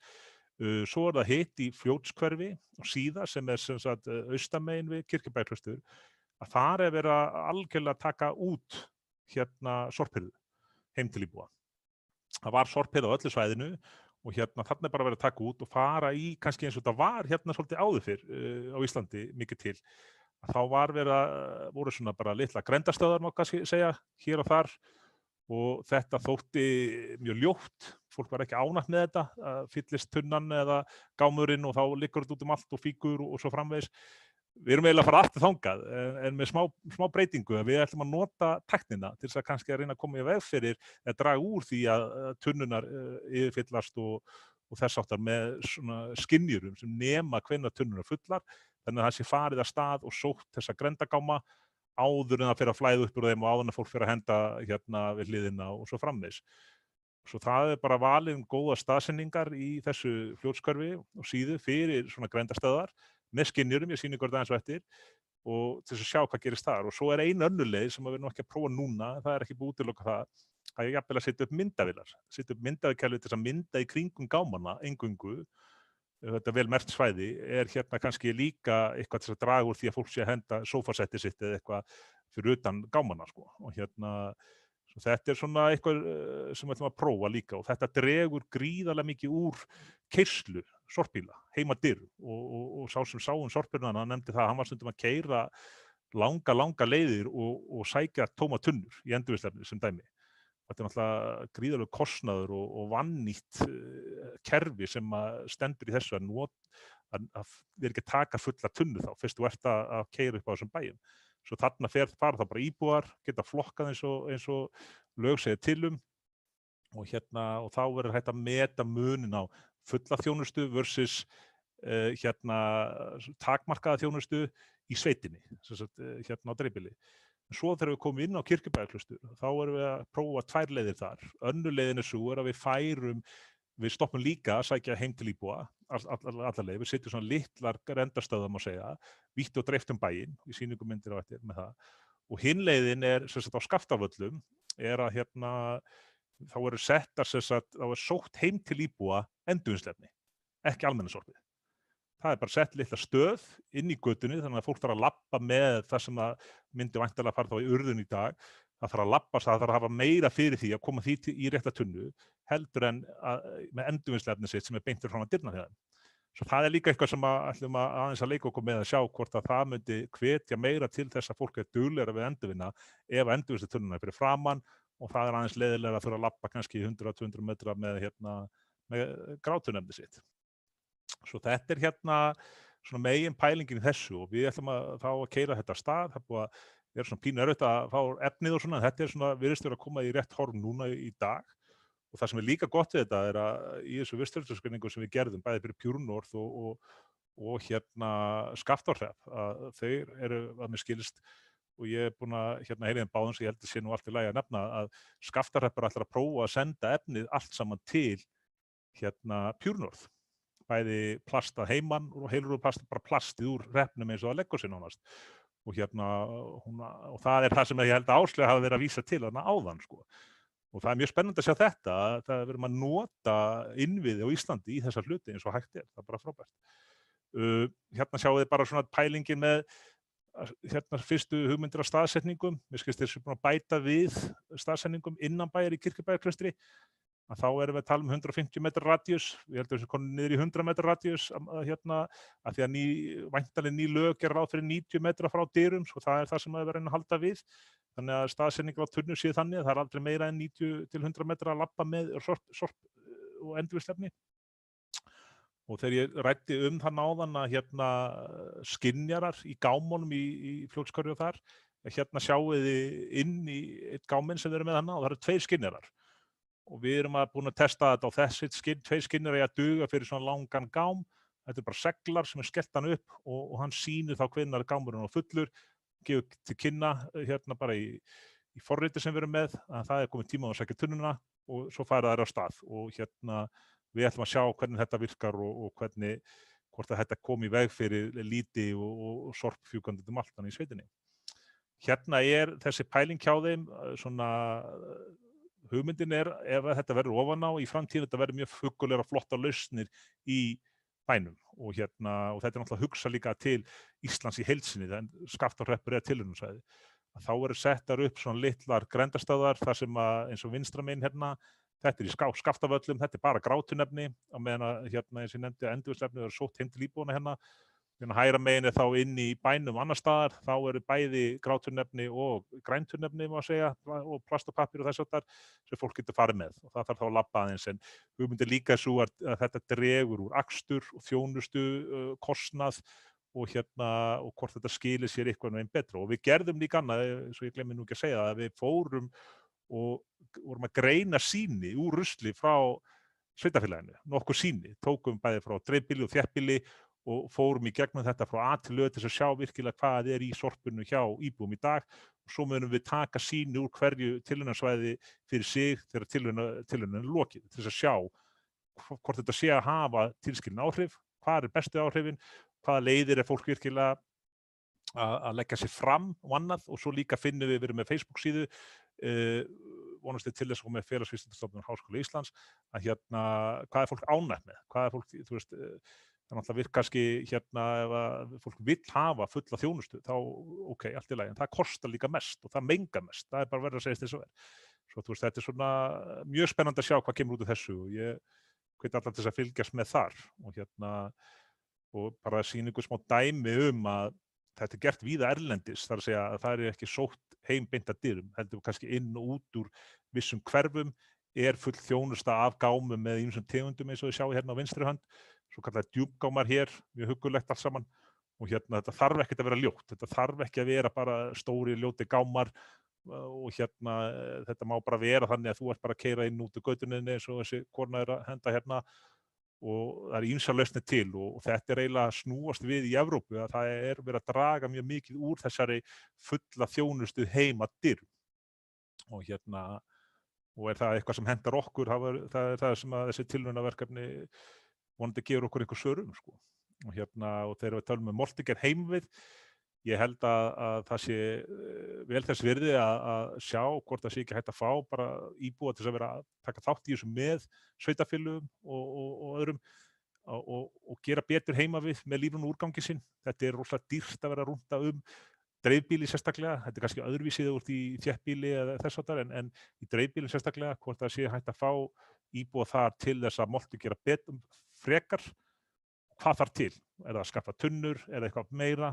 Skaftárhreppur ætlar að vera með námskeið í hvernig á að vera með rétta Moltiger og svo framvegis, svo við sjáum hvernig þetta fer allt saman. Svo ætla ég að fara aðeins yfir í snjöll úrgangsmeðhöndlun núna og þessi mynd finnst mér alltaf svolítið skemmtileg, eins og ég veit ekki hvort þið sjá píluna mína en gámurinn í miðjunni grænir skátar, þeir hafa verið að nota svona snjalllausnir í gámum í mörg ár og það þegar ég tala snjalllausnir fyrir þá sem ekki vita hvað ég að tala þá þetta bara skynjari sem settur inn í gáminn sem nemur hvort að gámurinn hálffullur, tómur eða alveg að vera fullur og þú fær þetta bara í forriti, bara í tölvuna þína, í símaðinn og sérði í sýningu mynd svona dæmi þá eftir. Það sem við viljum ekki sjá vanalega. Það rusli út allt á gámunum og í kringum gámana, yfirfullir gámar, nema grænir skátar. Og þetta svolítið, pælingin að þetta verði akkurat svona, verði ekki þannig að það verði fullt og flæðandi út allt. Og myndir fyrir neðan sýnir hversu full hún Og þá sjáum við bláa, þá hún að fyllast, hún tæmd cirka bát í kringu 90 til 95% full. Svo það alltaf svo mannaflan og vinnan sem fyrir að tæma hana, það ekki verið að tæma tóma tunnur, það verið að tæma tunnur sem ekki komnar yfirfullar, heldur bara á akkurat á réttum stað, 90% fullar eða eitthvað þess háttar. Og og svo, þú veist, svo ég held áfram hvers vegna ættum við að nota snjalllausnir í úrgangsmálum. Það náttúrulega mínum að þetta stór partur í því þegar ég var gatnamálastjóri á Kópavogsbæ að þetta var vanalega þannig að það var viss hringur sem að kallarnir okkar í þjónustumiðstöðinni fóru, opnuðu tunnur og voru ofta að tæma tómar tunnur eins og maður segir. Og það náttúrulega bara kostar að vera að senda fólk í einhverja hringi sem að kannski þarf ekki að gera og það einlaust sem að þessar úrgangssnjalllausnir gera að hætta að tæma tóma tunnur og koma í veg fyrir yfirfullar tunnur og draga mengun frá bílum og rekstrarkostnaði almennt. mannaflan og bensíni sem fer í það að keyra hennum bæinn og fara í þessi hefðbundnu tunnur sem að kannski þarf ekkert að fara í og svo aðrar tunnur sem löngu og niðurfullar. Þetta ekki alveg nógu gott. Og svo annað sem ég kem inn á verkefnum við Reykjavíkurborg sem við erum að vinna hérna eftir smástund, að líka finna rétta staðsetningar og stærðir á tunnum. Það mjög mikilvægt. Við komumst að því að það þarf kannski ekkert endilega að setja net af skynjurum í alla tunnur í bænum. Það hægt að fá sér nokkra skynjara og meta hvernig ástandið hér, hvaða tunnur eru alltaf að fyllast fyrst, það koma mikið af gögnum með þessum skynjurum, kannski var þetta að fækka tunnum og setja tunnum bara frekar á réttan stað, að þetta dýrt að kaupa allar þessar tunnur, það ryka og það verið að skemma þetta og það þarf að tæma þetta og það kannski betra að vera bara með aðeins stærri tunnur eða betri tunnur á réttum stöðum frekar heldur en að dreifa þessu út allt. Þess vegna síðasti punkturinn að minnka fjölda tunna. Það verkefni sem við erum að vinna með Reykjavíkurborg. Kristinn Jón Ólafsson þar, hann stýrir þessu verkefni í smartlausnum fyrir Reykjavíkurborg og eitt af þeim samnorrænt verkefni, Nordic Smart City Network heitir það, og Reykjavík og það sem að margar borgir prófa ýmsar smartlausnir, hvort sem það sé úrgangsmálum, samgöngumálum eða eitthvað annað, og Reykjavíkurborg, eitt af stórverkefni á þeim einmitt að skoða smartlausnir í úrgangsmálum og við erum að hjálpa þeim þar. Og verkefni gengur út af það, við erum búin að setja upp net af skynjurum, mismunandi tegundir af skynjurum líka, af því að ég man það og ég vísa oft til þegar ég var að vinna sjálfur sem embættismaður að maður vill ekki þessar lausnir sem að koma út í dag, þetta svolítið frumskógur, það alltaf eitthvað nýtt að koma og á maður að kaupa nýja skynjara í hversin sem eitthvað kemur út og oft á tíðum ef þú kaupir eitthvað af tegundar skynjurum að þá þarf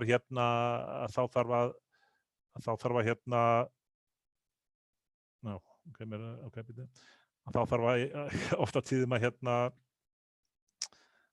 endurnýja eftir nokkur ár og erum við þá fastu með eitthvað eitt kerfi.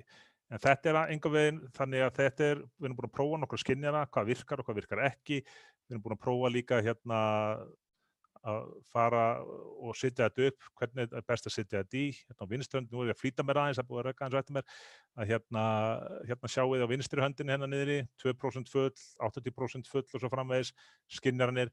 Þetta að virka, við erum að fara er svo kallað að viltu vera með þetta á 3G sambandi, viltu vera með þetta eigin net í skynjana, við erum að prófa það líka. Og svo þetta eitthvað til þess að mæla með að kíkja á. Og ég ætla aðeins á þannig stoppa greining á þörf fyrir rekstur sorpbrennslustöðva á Íslandi, eins og Guðmundur Ingi nefndi áðan að það verður að skoða það. Við sem betur fyrir segja því að þetta mikið áhugamálum okkar, við fengum þetta í gegnum útboði á Ríkiskaup, þetta verkefni og vinnum þetta með Umhverfisstofnun og við erum að fara að greina þetta og það mikið tækifæri hér í að skoða virkilega þörfina á hvað ekki hægt að endurvinna. Vonandi fáum við bara mjög skýra mynd af það í gegnum þessara vinnu sem við munum fara í með Umhverfisstofnun og möguleiki að setja upp brennslofna og brennslofnar í dag allt annað heldur en brennslofnar voru fyrir 15 árum síðan, 20 árum síðan. Þetta svona eins og ég segi ofta bera saman nýjan iPhone síma og gömlu takkasímana sem eru tengdir í vegg. Þetta ekkert alveg, það má ekki útiloka þetta sem lausn í þessum málum og sjáu þið sem dæmi brennslofna sem verið að nýta erlendis. Og sums staðar eru sjúkrahús því að þeir eru með svona sóttmengaðan úrgang, það búin að sitja upp við hliðina á húsin sín, brenna og búið til raforku líka til þess að nýta á sjúkrahúsið. Svo þetta eitthvað sem má skoða, það ekki að vera hræddur og eins og Íslenska Gámafélagið að gera í dag að flytja erlendis, það alveg sagt, þetta umhverfisvæntkostur í dag meðan að vera að bera við kolefnanotkun til orkuframleiðslu í Evrópu. En kannski væri hægt að setja líka net af úrlausnum hér í brennslofnum. Gassöfnunarkerfum, ég ætla bara að fljóta aðeins yfir þetta, þeir sem eru með urðunarstaði, það gríðarlegur ávinningur að nýta metanið þó það sé ekki nema bara til þess að brenna það eins og gert í fíflholti og ég þarf að hætta. Einhverjar spurningar? Takk fyrir kærlega, Karl. Ég að ýta á eftir, ég ætla að reyna að halda þess á þokkalegu plani. Þetta bara mjög áhugavert sem þeir eru að gera og það náttúrulega algjör sprenging í því sem stýra þessu snjalllausnum víða. Og af hverju ekki mitt þarna, þannig að virkilega áhugavert að fylgjast með því fyrir okkur hjá sveitarfélögunum, hvernig þetta gengur. Það komin ein spurning hversu langan tíma tilraunaverkefni í Skaftafellssýslum verði keyrt og verða niðurstöðurnar gerðar einhvers staðar opinberar? Sko þetta verður hérna í 1 ár, verkefni verður í 1 ár, það verður búið kannski næsta vor, 1. mars eða eitthvað þess að þar, eða 1. apríl og ég ger ekki ráð fyrir öðrun að þetta verður birt. Meiningin að þetta á að vera fyrir hérna, við sækjum styrk fyrir þetta verkefni líka með Háskóla Íslands og hérna þetta verður fyrir alla, öll sveitarfélög og geta nýtt sér þetta við ákvarðanatökur í framtíðinum hvaða leiðir það ætla að fara í sína meðhöndlun. Bara, ef ég segi bara dreifbýlið sjálft 2/3 af sorphirðukostnaðinni hjá Skaftárhreppi sem dæmi. Það er ágætt að skoða þessa hluti vel. Ég held að sveitarstjórnarfólk sé að sperra eyrun yfir þessu erindiðinu, Karl. Þakka þér kærlega fyrir. Takk fyrir að vera með okkur hérna í dag. Takk sem leys. Og hérna gangi ykkur vel. Takk. Ég ætla að sparka boltanum því næst yfir á hana Eygerði Margrétardóttur, sérfræðingi á Sambandi íslenskra sveitarfélaga. Sæl vertu Eygerður. Já, sæl vertu Kristján. Heyrðu í mér? Ég heyri ágætlega þér. Þú ætlar að tala um aðkomu sveitarfélaga að innleiðingu hringrásarhagkerfisins.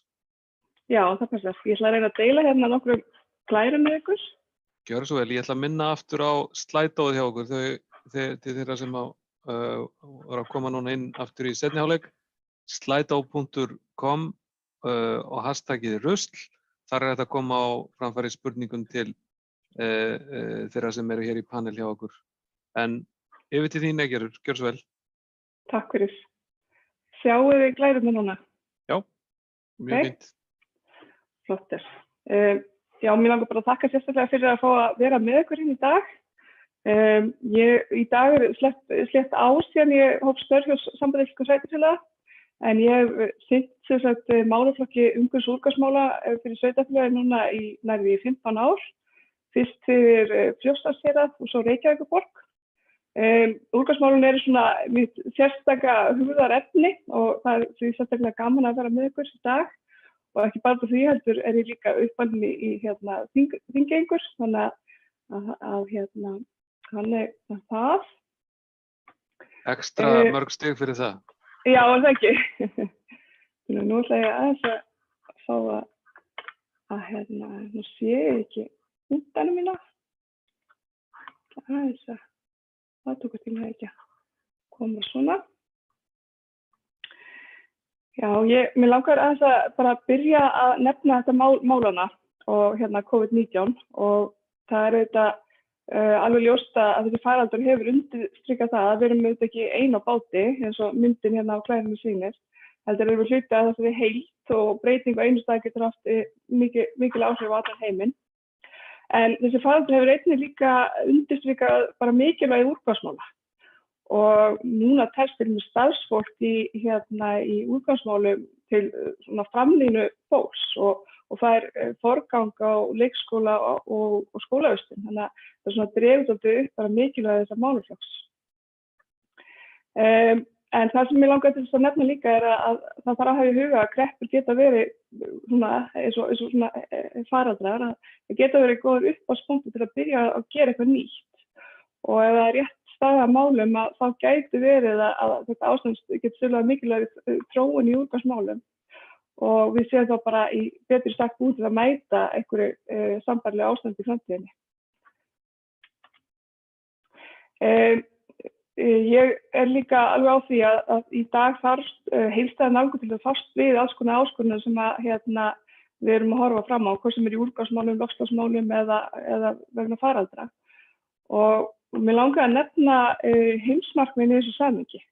Og þau getur þetta verið bara þetta leiðarljós sem við getum haft til að tryggja lausn á einu vandamáli búið ekki til annað. Og áskorunum dagsins dag þetta kalla að við vinnum meira saman og eins og við vitum nú flest er að það hefur borið á því að sveitarfélögin sé í nokkurs konar hanaslag þegar kemur á úrgangsmálum. Og mér finnst nú þetta nýr tónn í umræðinu í dag og sveitarfélögin eru í meira mæli að skoða sameiginlega leiðir. Og ég vil halda því fram að við þurfum að standa saman svo við náum einhverju árangri. Mér langar að nefna aðeins verkefnisstjórn sveitarfélaga í úrgangsmálum sem að sambandi heldur utan um og sveitarfélaga geta leita til með því málefni í úrgangsmálum. og ég hvet ykkur til þess að kíkja á þessa verkefnastjórn á heimasíðu sambandsins. Svona í upphafi langar til að leggja áherslu á því sem að nota rétt hugtök og það hefur auðvitað bara í þessum erindum hérna áður að þá hefur þetta verið farið yfir þennan úrgangsstýrning og þessi helstu hugtök, þannig að það er kannski ekki ástæða til að fara sérstaklega yfir það. En það sem að hérna ég vil kannski bara draga fram er að þessi hugtök endurvinnsla, að stundum virðist hún vera notuð þegar það er rætt flokkunarhlutfall og hérna þannig að það er ekki bara í daglegu máli heldur líka hjá stjórnvöldum og fyrirtækjum og það sem að skiptir máli að við séum að skoða það sem er endurunnið og þá er mælt í þyngd úrgangsins þegar það kemur inn í endurvinnsluferlið en ekki þessi söfnunarhlutfall. Og í þessu samhengi að þá var kynnt núna í janúar ný sænsk rannsókn sem sýndi að einungis 35% þess plast sem er sérsafnað í Svíþjóð er raunverulega hægt að endurvinna. Og áður en þessi rannsókn var gefin út að þá var áætlað 75% af plasti væri endurunnið. En svo við komum í ljósa að þessi 75% voru kannski nær flokkunarhlutfalli heldur en endurvinnsluhlutfalli. Þannig að þetta er svolítið mikilvægt að við horfum á þessi hugtök og vitum hvað það þýða. En í þessu tilskipun Evrópusambandsins sem ég mun fjalla hérna eftir er lögð mikil áhersla á að endurnotkun efna og minni urðun og það er hérna ekki að mæla þetta endurvinnsluhlutfall í raun endurvinnslu en ekki flokkunarhlutfalli. Hérna neðst á glærunni er hugtakið sérstök söfnun og það hefur einnig borið á að það sé misskilið að einhverju leyti og sérstök söfnun getur bæði verið við húsvegg, hvort sem eru heimili eða fyrirtæki, eða söfnun á grændar og endurvinnslustöð. En hún felur sem í að bara úrgangsflokkur sé haldi aðskildum eftir tegund og eðli. Aðeins til að fara svona í regluverkið og það hefur komið í ljós að það eru tækifæri til að auka þekkingu með sveitarfélagi í málefnum úrgangsmála og svona þessi helstu hlutverk sveitarfélaga eru dálítið teiknuð upp í lögum um meðhöndlun úrgangs og ég ætla svo sem ekki að fara að þylja þetta fyrir ykkur því ég þekki nú flest þessi ákvæði en ég held að það er mikilvægt í upphafi að fara svona þessi yfir hvaða hlutverk sveitarfélag gegna í málaflokknum og eins og og þetta helsta er þetta sveitarfélög eiga og bera ábyrgð á ákvæða fyrirkomulag söfnunar á bæði heimilis- og rekstrarúrgangi í sveitarfélaginu og bera ábyrgð á söfnun heimilisúrgangs. Og einnig bera þau ábyrgð á að starfstöð séu móttöku og söfnunarstaða fyrir úrgang sem tilfellur í sveitarfélaginu. Þau geta að eiga að setja samþykkt þar sem þessu er öllu saman lýst og auglýsa hann í stjórnartíðindum. Það sem að sveitarfélög eru oftast með starfsleyfi urðunarstaða að þá setti hérna með ákvæði varðandi skýrslugjöf og það er mjög mikilvægt að sveitarfélögin hafi þessar upplýsingar sín úrgangsmál og ég mun fjalla það betur eftir. Þessi glæra heldur áfram með þetta hlutverk sveitarfélaga í dag. Sveitarfélögin eiga einnig að samþykkja annaðhvort eitt eða saman svæðisáætlun um meðhöndlun úrgangs sem gilda til 12 ára og þá að útlista hvernig staðan er í sveitarfélaginu og í þessum málaflokki og hvernig sveitarfélagið ætlar að ná markmiðum í gildandi stefnu um meðhöndlun úrgangs og úrgangsforvarnir. Þessi gildandi stefna um meðhöndlun úrgangs og úrgangsforvarnir á að vera sett fram samkvæmt núgildandi lögum í stefnu umhverfis- og auðlindaráðherra í úrgangsmálum og hún er í vinnslu í dag. En við höfum lagt áherslu á það hjá sambandinu að svona áætlun að vinna og vinna í úrgangsmálum sé tengd við svæðisáætlunarvinnu eða undir þeim hatti. Sveitarfélögin gegna einnig mikilvægu fræðslu- og upplýsingahlutverki og og svo eru ákvæði varðandi gjaldheimtuna og í dag skylda eins og hefur verið farið yfir hérna á undan að innheimta gjald fyrir alla meðhöndlun úrgangs í sveitarfélaginu. Það eru auðvitað vísbendingar að þessi sé ekki alltaf sinnt og sveitarfélagin geta annaðhvort þá haft fast gjald á hverja fasteignaeiningu eða miða gjaldi við tegund úrgangs, magn úrgangs eða aðra þætti. Já. En ég var fengið til þess að segja frá hringrásarhagkerfinu og því sem kallað hringlaga hagkerfi og þessi mynd yfirlega sett upp þegar að fjalla hringrásarhagkerfið og þetta mynd sem Umhverfisstofnun hérna hefur sett fram og þetta sýnir þetta hringlaga ferli þar sem að eitthvað hráefni kemur inn í hringrásina og fer eftir frá hönnun, framleiðslu, dreifingu og neyslu og svo söfnun og endurvinnslu og svo aftur nýtt í hráefni. En ég hef svona kýs að horfa á þessa mynd hérna. Það sýnir raun og veru munin á þessu línulega hagkerfi sem við erum að reyna að hverfa frá, endurvinnslu hagkerfi og svo hringrásarhagkerfi. En í hringrásarhagkerfi svo áhersla að færa framleiðslu og neyslu frá línulega hagkerfi yfir í hringrásarhagkerfi og þetta er svona mjög myndað hvernig þetta sýnt. Og við vitum auðvitað að þetta er ekki svo einfalt að fara yfir í einhvers konar hringrásarhagkerfi. Lögmál hagkerfi og hagnaður mjög línulegur og línuleg fylgni milli hagvaxtar og magn úrgangs og hefur verið hingað til. Og það hefur reynst erfitt að höggva á þessi tengsl og en þetta er sérstaklega mikilvægur málaflokkur. Sérstaklega eftir því sem að íbúum heimsins fjölgar og neysla eykst og aðgengi að takmörkuðum auðlindum dregst saman. Við horfum aðeins á bara hvað Evrópusambandið er að gera í þessum málum, að þá hefur ESB lagt áherslu á hringrásarhagkerfið síðan 2014 og ég ætla samstöðu ekki að fara yfir þetta ferli allt saman, en það sem skiptir máli er að síðustu ár hefur verið unnið eftir aðgerðaáætlun sambandsins frá 2015 og þessar tilskipanir sem hafa birst okkur núna voru hluti af þeirri áætlun. Og í rauninni byggir þessi hringrásarhagkerfispakki Evrópusambandsins á 5 megintilskipunum sem voru samþykktar bæði 2018 og 2019 og 4 þeirra eru vegna yfirgripsmikillar endurskoðunar á Evrópulöggjöfinni úrgang og svona hefur þarna megintilgang að innleiða hringrásarhagkerfi.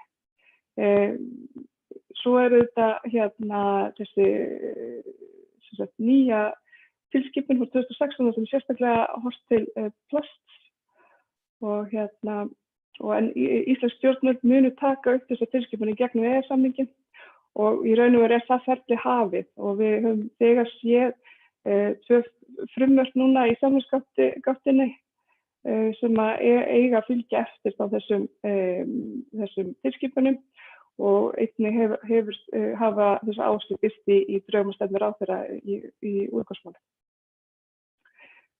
Já. En það sem er að frétta í raun og veru á þessum málum hjá Evrópusambandinu að fyrir sléttum 3 vikum 11. mars þá kynnti Evrópusambandið nýja aðgerðaáætlun hringrásarhagkerfi og það hluti af þessum í raun og veru græna evrópska samning sem hefur verið unnin á Evrópusambandsins og það er verið að horfa sérstaklega á sérstaka úrgangsflokka og það er til dæmis rafeindatæki, rafhlöður, faratæki, umbúðir og plastefni og ýmislegt annað. Hérna þessar 5 megintilskipanir sem ég nefndi áðan. Efstu 4 eru svona breytingatilskipanir og þessi neðsta plast er ný. Ég mun ekki fjalla sérstaklega þessa tilskipun raf- og rafeindatækja úrgang sem er þarna efst.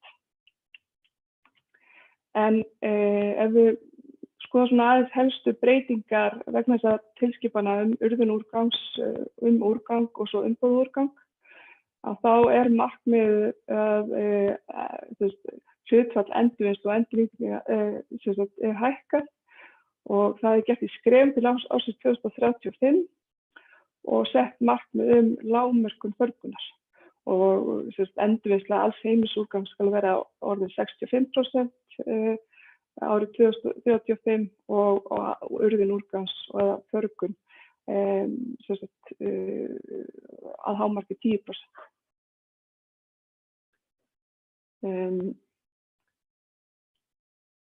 En við erum auðvitað ekki að ná þessu hlutfalli í dag. Tölur frá umhverfisstofnun frá 2017 gerir ráð fyrir að þetta hlutfall sé 26%, þannig að það er töluvert í að við náum þessu markmið. Það eru kröfur líka aukna sérsöfnun sem ég mun fara í og eftir og þessi óheimilda fargaútgangi sem hefur verið sérsöfna til endurnotkunar og endurvinnslu. Einnig talað að innleiða hagræna hvata til að bæta úrgangsstjórnun og hagræni hvatar eru taldir upp í viðauka við tilskipunina úrgang og það til dæmis framleiðendaábyrgð, skattar og urðun og innleiðing borgaraþjófur á hendur eða PAIT og aðeins varðandi þetta fyrirkomulag borgaraþjófur á hendur að þetta höfum við hjá sambandinu talið að sé svona lykil aðgerð í að innleiða urðunarskattinn þannig að hann virki, þannig að gjaldtaka byggist á því að greitt sé eftir magni og tegund úrgangs. Einnig tilskipunin þeir kveða á að fyrir utan þessar lágmarkskröfur til kerfa sem byggja á framleiðendaábyrgð og það er mjög vel útlistað hvað það á að vera. Einnig töluvert áhersla lögð á að bæta upplýsingar og tölfræði í úrgangsmálum og ESB að móta sér sameiginlegar reikniaðferðir, til dæmis varðandi að reikna út matarsóun, endurnotkun og endurvinnsluhlutfall. Þannig að þetta auðvitað mjög stórt mál hérlendis líka. Og svo auðvitað á að stuðla að bæta meðferð mannvirkja og rekstrarúrgangs.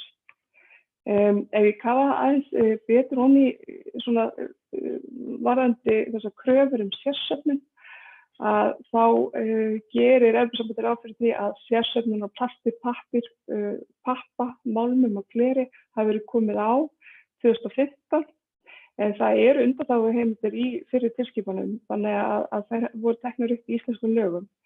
En gert ráð fyrir að þessar undanþáguheimildir líði undir lok 1. janúar 2025.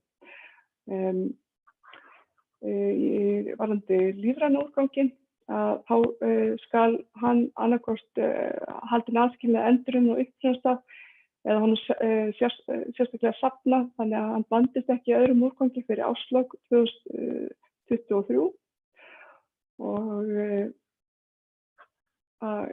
svona ef maður horfir á þessar frumvarp sem hafa birst í samráðsgáttinni núna nýverið þá gert ráð fyrir að þessi sérsöfnun sé ráðast í hana í ár en ekki horft til þess að þessum 2023. Einnig gerð krafa sérstaka söfnun á spilliefnum og vefnaði fyrir 1. janúar 2025. Þannig að þetta svona þessi helstu þættir varðandi sérsöfnunina. Ef við horfum aðeins á þessi meðferðarmarkmið, eins og ég sagði áðan að heildarmarkmið endurvinnslu á heimilisúrgangi til 2035 65% og þá að förgun sé að hámarki 10% alls heimilisúrgangs á þessu sama árið 2035. Ef við horfum á ákveðna úrgangsflokka þá einnig sett meðferðarmarkmið plast og pappír og pappa og þetta á innleiði skrefum til ársins 2030 og 2030 og þá að plast að vera í raun og veru 55% af endurunni og pappír og pappa 85%. Við erum stundum okkur misvel í þessum málflokkum og til dæmis varðandi plastið að þá kom fram í gögnum umhverfisstofnunar að við vorum að ná 30% söfnun plastumbúða og árið 2017. Þannig að við þurfum að gefa í ef við ætlum að ná þessu markmiði sem hafa verið sett fram. Aðeins varðandi gler og málma. Ég þarf að biðja að fara að stytta málið á Eygerður. Já. Við erum komin aðeins eftir áætlun. Já, ég komin með 15 mínúturnar? Já, það eru svona rétt að líða bara þannig að þú tekur þetta hérna á næstu 2 mínútum. Já, einmitt. Það eru nokkrar glærur eftir en ég ger ráð fyrir að þið fáið þessar glærur og getur farið yfir það. Já, það verður þannig. Ef ég horfi aðeins á bara þess að áherslu sambandsins í varðandi plastvörur og þá snúast þér að í raun og veru bara draga úr notkun ákveðna plastvara og að markaðssetning tiltekinna vara verði gerð óheimil og einnig þarna kröfur framleiðandi ábyrgð og ýmislegt annað sem kemur fram í þessum áherslum Evrópusambandsins. Ég vildi aðeins bara segja varðandi plastáskorunina og sveitarfélög og sveitarfélög geta tekið þessari plastáskorun með ýmiss konar hætti í sínu starfsemi, hvort sem í rekstri eða annað og ýmsir skólar til dæmis með taka þátt í grænfánaverkefni og að vinna að lágmarka plast í gegnum það. En það svona ýmislegt annað sem í gangi á sveitarfélögum þarna. En svona að lokum þá alveg ljóst að framöndan þörf á fjárfestingum í innviðum á Íslandi ef það að mæta þessum kröfum Evrópusambandsins og þessar kröfur kalla nýja tækni, nýja söfnunaraðferðir og aukið endurvinnsluhlutfall og þá aukin endurvinnslugeta og ég er að vona það að þessi horfur í efnahagsmáli vegna COVID-19 hafi ekki mikla áhrif á fjárfestingu í þessu málaflokki en það verður þetta komið ljós.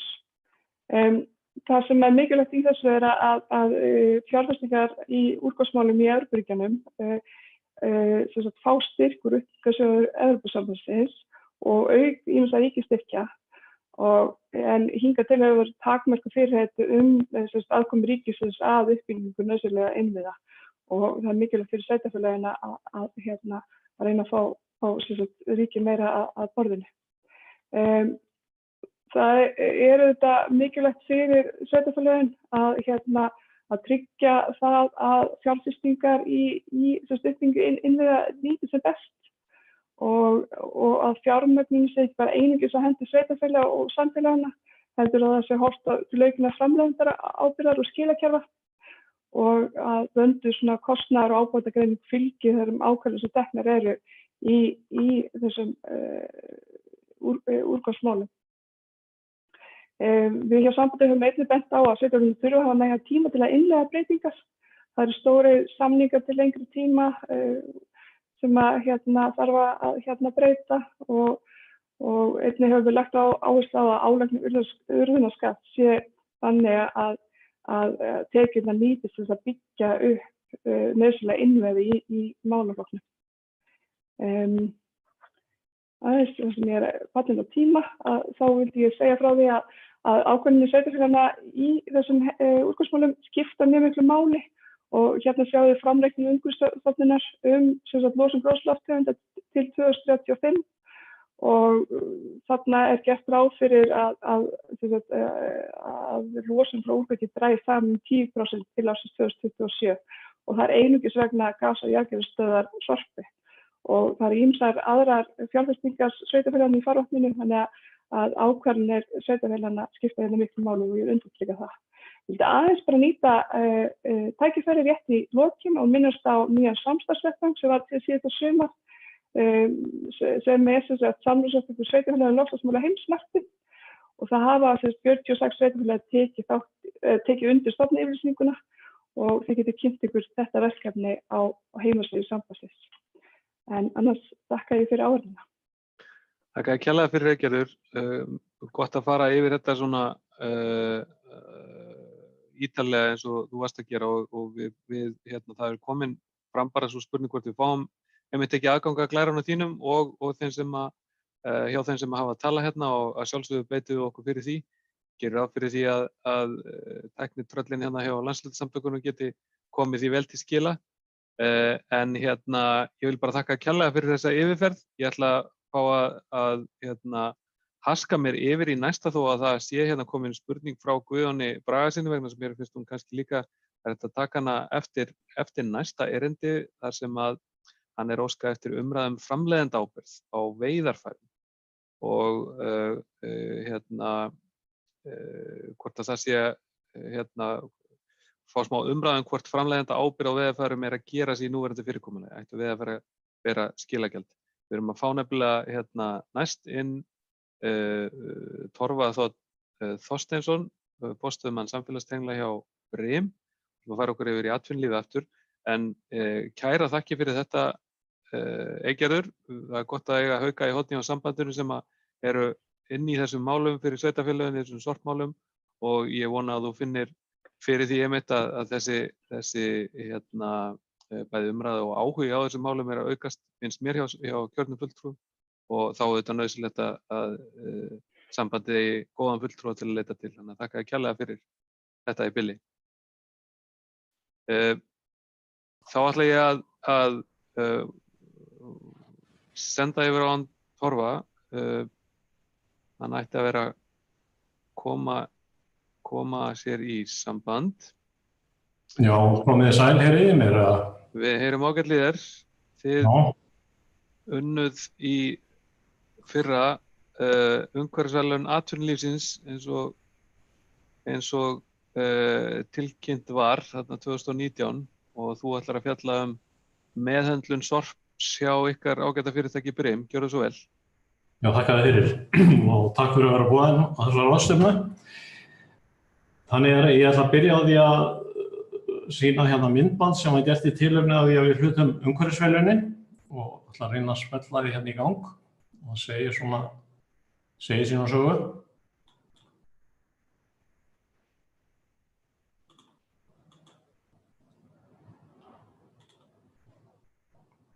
Er það komið að stað?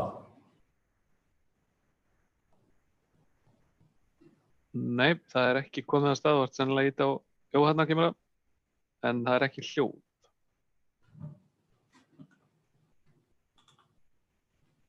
Er ekki hljóð eða hvað?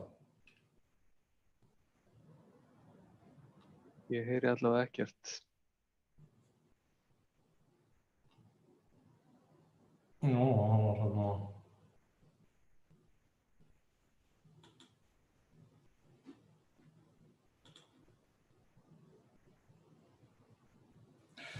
Hvað segja sérfræðingarnir í því? Þetta...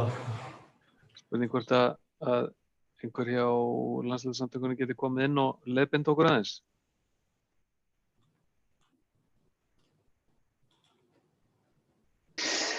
Við prófum þetta daginn, var það ekki?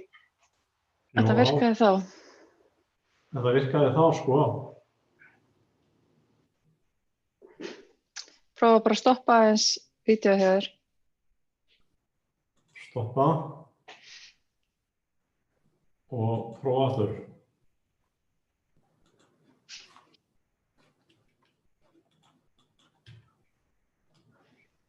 Hvaða mikrofón ertu með valið? Ég ætla að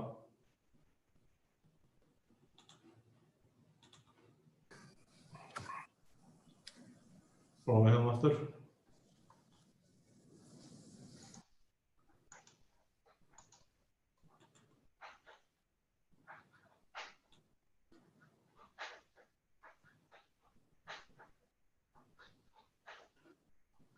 Gengur þetta eitthvað betur?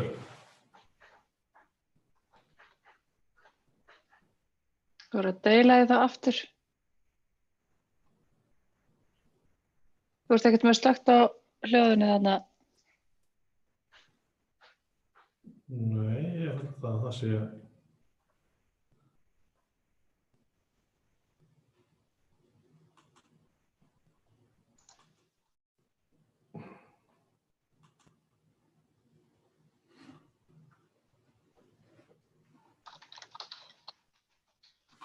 Þetta gengur eitthvað illa, en ég er líka með þarna svo sem glærur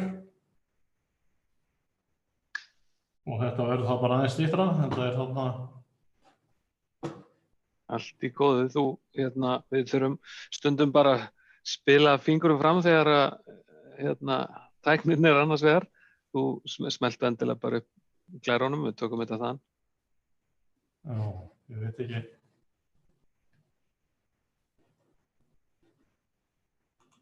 Það er alveg ótrúlegt klúður. Við vorum að prófa þetta daginn og þetta gekk fínt hjá okkur. Svínvirkaði þá. Heyrðu, þá ætla ég að reyna að finna glæruna bara. En það tökum hvort það gengur betur.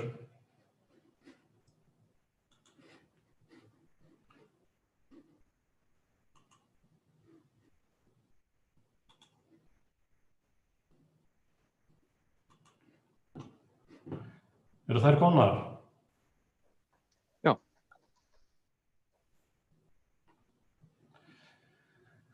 En já, við höfum verið þarna sem sagt mjög framalega í umhverfismálum og vorum valin þarna hlutum umhverfisverðinu atvinnulífsins á síðasta ári og vorum mjög stolt af því og það mörg fyrirtæki öflug sem að sóttust eftir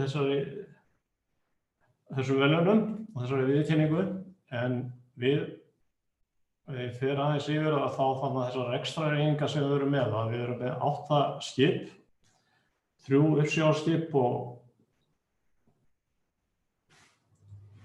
2 uppsjávarskip, 3 ísfiskskip og 3 frystskip. Og við erum með, í Reykjavík þá erum við með botnfiskvinnsluna og yfirstjórn. Er þar staðsett.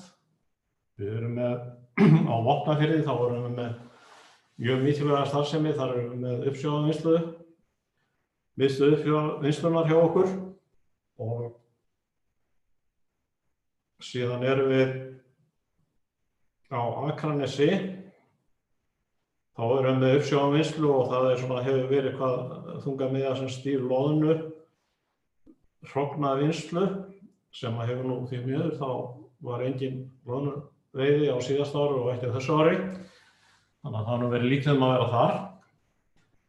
En svo erum við með 2 dótturfyrirtæki á Akranesi, Vigni J. Jónsson og Norðanfisk og Vigni J. Jónsson sem sérhæfir sig í fullvinnslu á þorski, bláslöpp og loðnuhrognum og Norðanfiski sem er að vinna á innlenda markaði. Það sem ég ætlaði að fjalla sérstaklega og kemur inn á, það að sorpflokkunin og hún hófst hjá fyrirtækinu á Vopnafirði fyrir 10 árum og það var eiginlega frumkvæði starfsmanna sem að það fór á stað. Og við erum með flokkunarstöð þar sem kallast Stemman og í framhaldi af því 2015 voru opnuð flokkunarstöð í Reykjavík, Svanurinn. Og síðan 2017 var Kistan opnuð á Akranesi. Við erum sérst með flokkunarstöðvar á öllum þessum 3 starfsstöðum félagsins. Og það allur úrgangur og allt sorp sem að fellur til frá skipum og rekstrareiningu félagsins, hvort sem það er verksmiðjur eða skrifstofur eða annað, það forflokkað og fer í viðkomandi flokkunarstöð á viðkomandi stað. Og þar hann flokkaður endanlega. Nú veiðarfæri sem ekki eru nothæf lengur fara í handbíðina til endurvinnslu eða urðunar. Nú, af hverju erum við að þessu?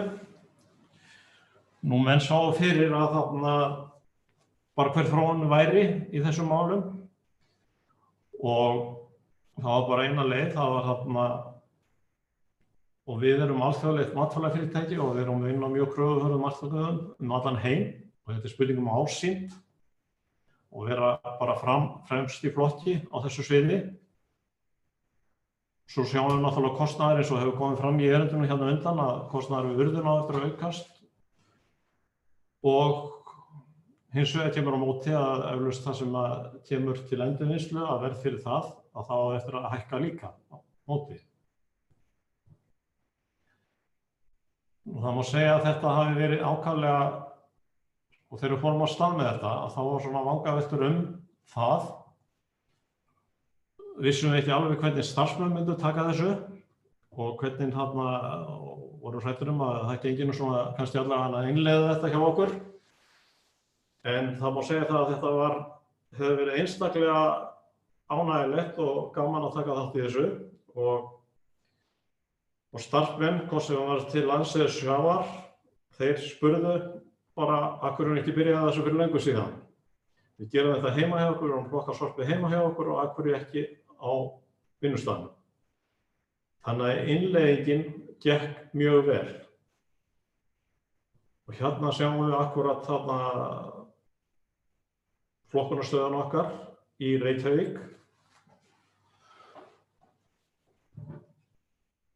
Og hérna, annars vegar, innan tekið inn í henni og hins vegar það sem verið að losa sorp sem að fara í urðin í fellitjaðan gám. Nú við erum með tvenns konar, við erum með svokallaða snjallgáma köllum við það og það fyrir almennan úrgang sem fer að mestu leyti í urðun. Og allur úrgangur sem að fer í hann skráður á þar deild sem hann á uppruna sinn og gámurinn nú bók sem skilar upplýsingum magn úrgangs inn í umhverfisgagnagrunn félagsins. Og þannig getum við verið að bera saman magn á úrgangi frá þarna milli skipa eftir tímabilum og svo framvegis. Og þetta dæmi gögn á þessum snjallgám, þetta þarna bara allt vigtað, hérna frá Veststæði, hérna úr frystihúsinu, þetta úr Reykjavík, þetta úr skipunum, Helgumari og Akureyri og svo framvegis.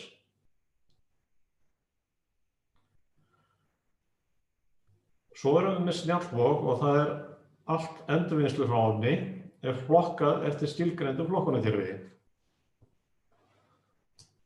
Og hann sem sagt merktur og með úrvinnsluleið í umhverfisgagnagrunn félagsins og við erum með svona miðlægan gagnagrunn sem að uppfærist á 15 mínútna fresti þannig að við getum raunverulega verið að fylgjast með bæði sorpflokkunum frá einu tíma til annars. Og 2019 eða á síðasta ári þá vorum við með 31 endurvinnsluflokk. Og þessir helstu endurvinnsluflokkar hjá okkur voru koma hérna fram, það eins og hreint járn, bylgjupappi, timbur, blandaðir málmar og svo framvegis.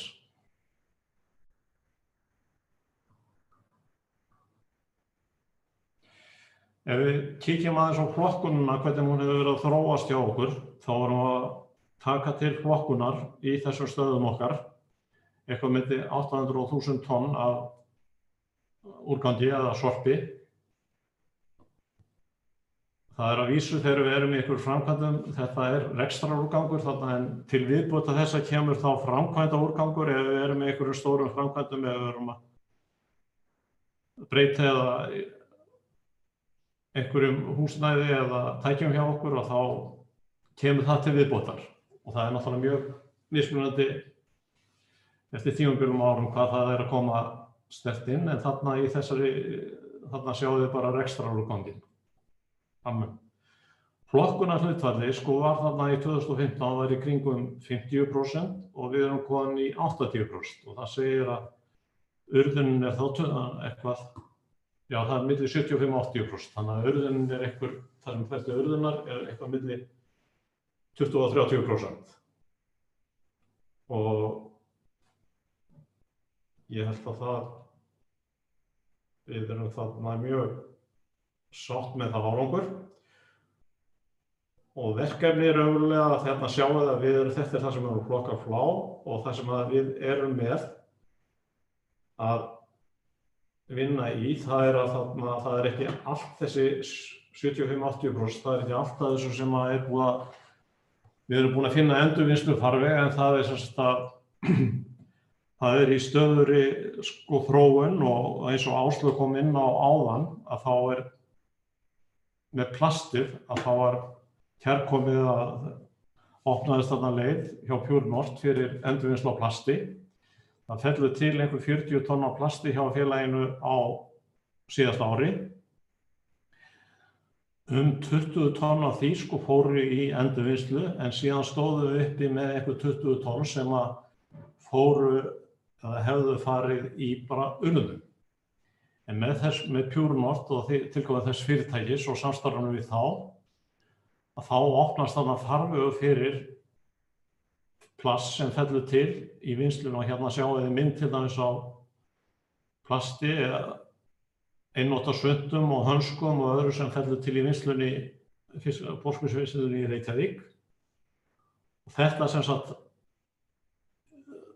þessu pökkum við og setjum í gang og sendum til Pure North og þetta óhreint plast og þar það unnið á þann hátt sem Áslaug lýsti á.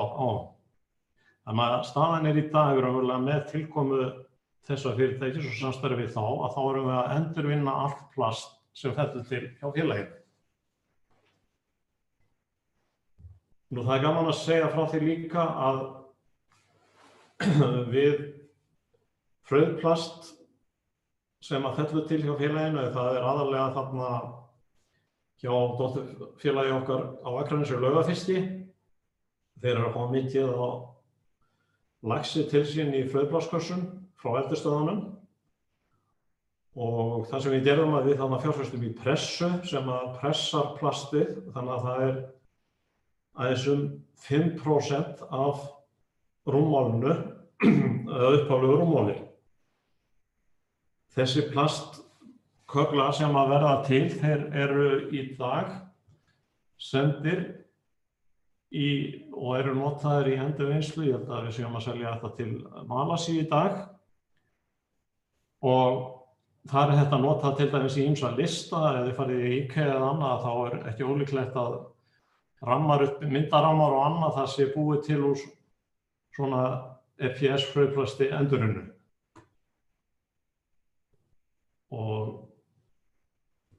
Og ég heyri það einmitt hjá Áslaugu áðan að það eitthvað sem að Pure North er að skoða að taka til endurvinnslu hjá sér.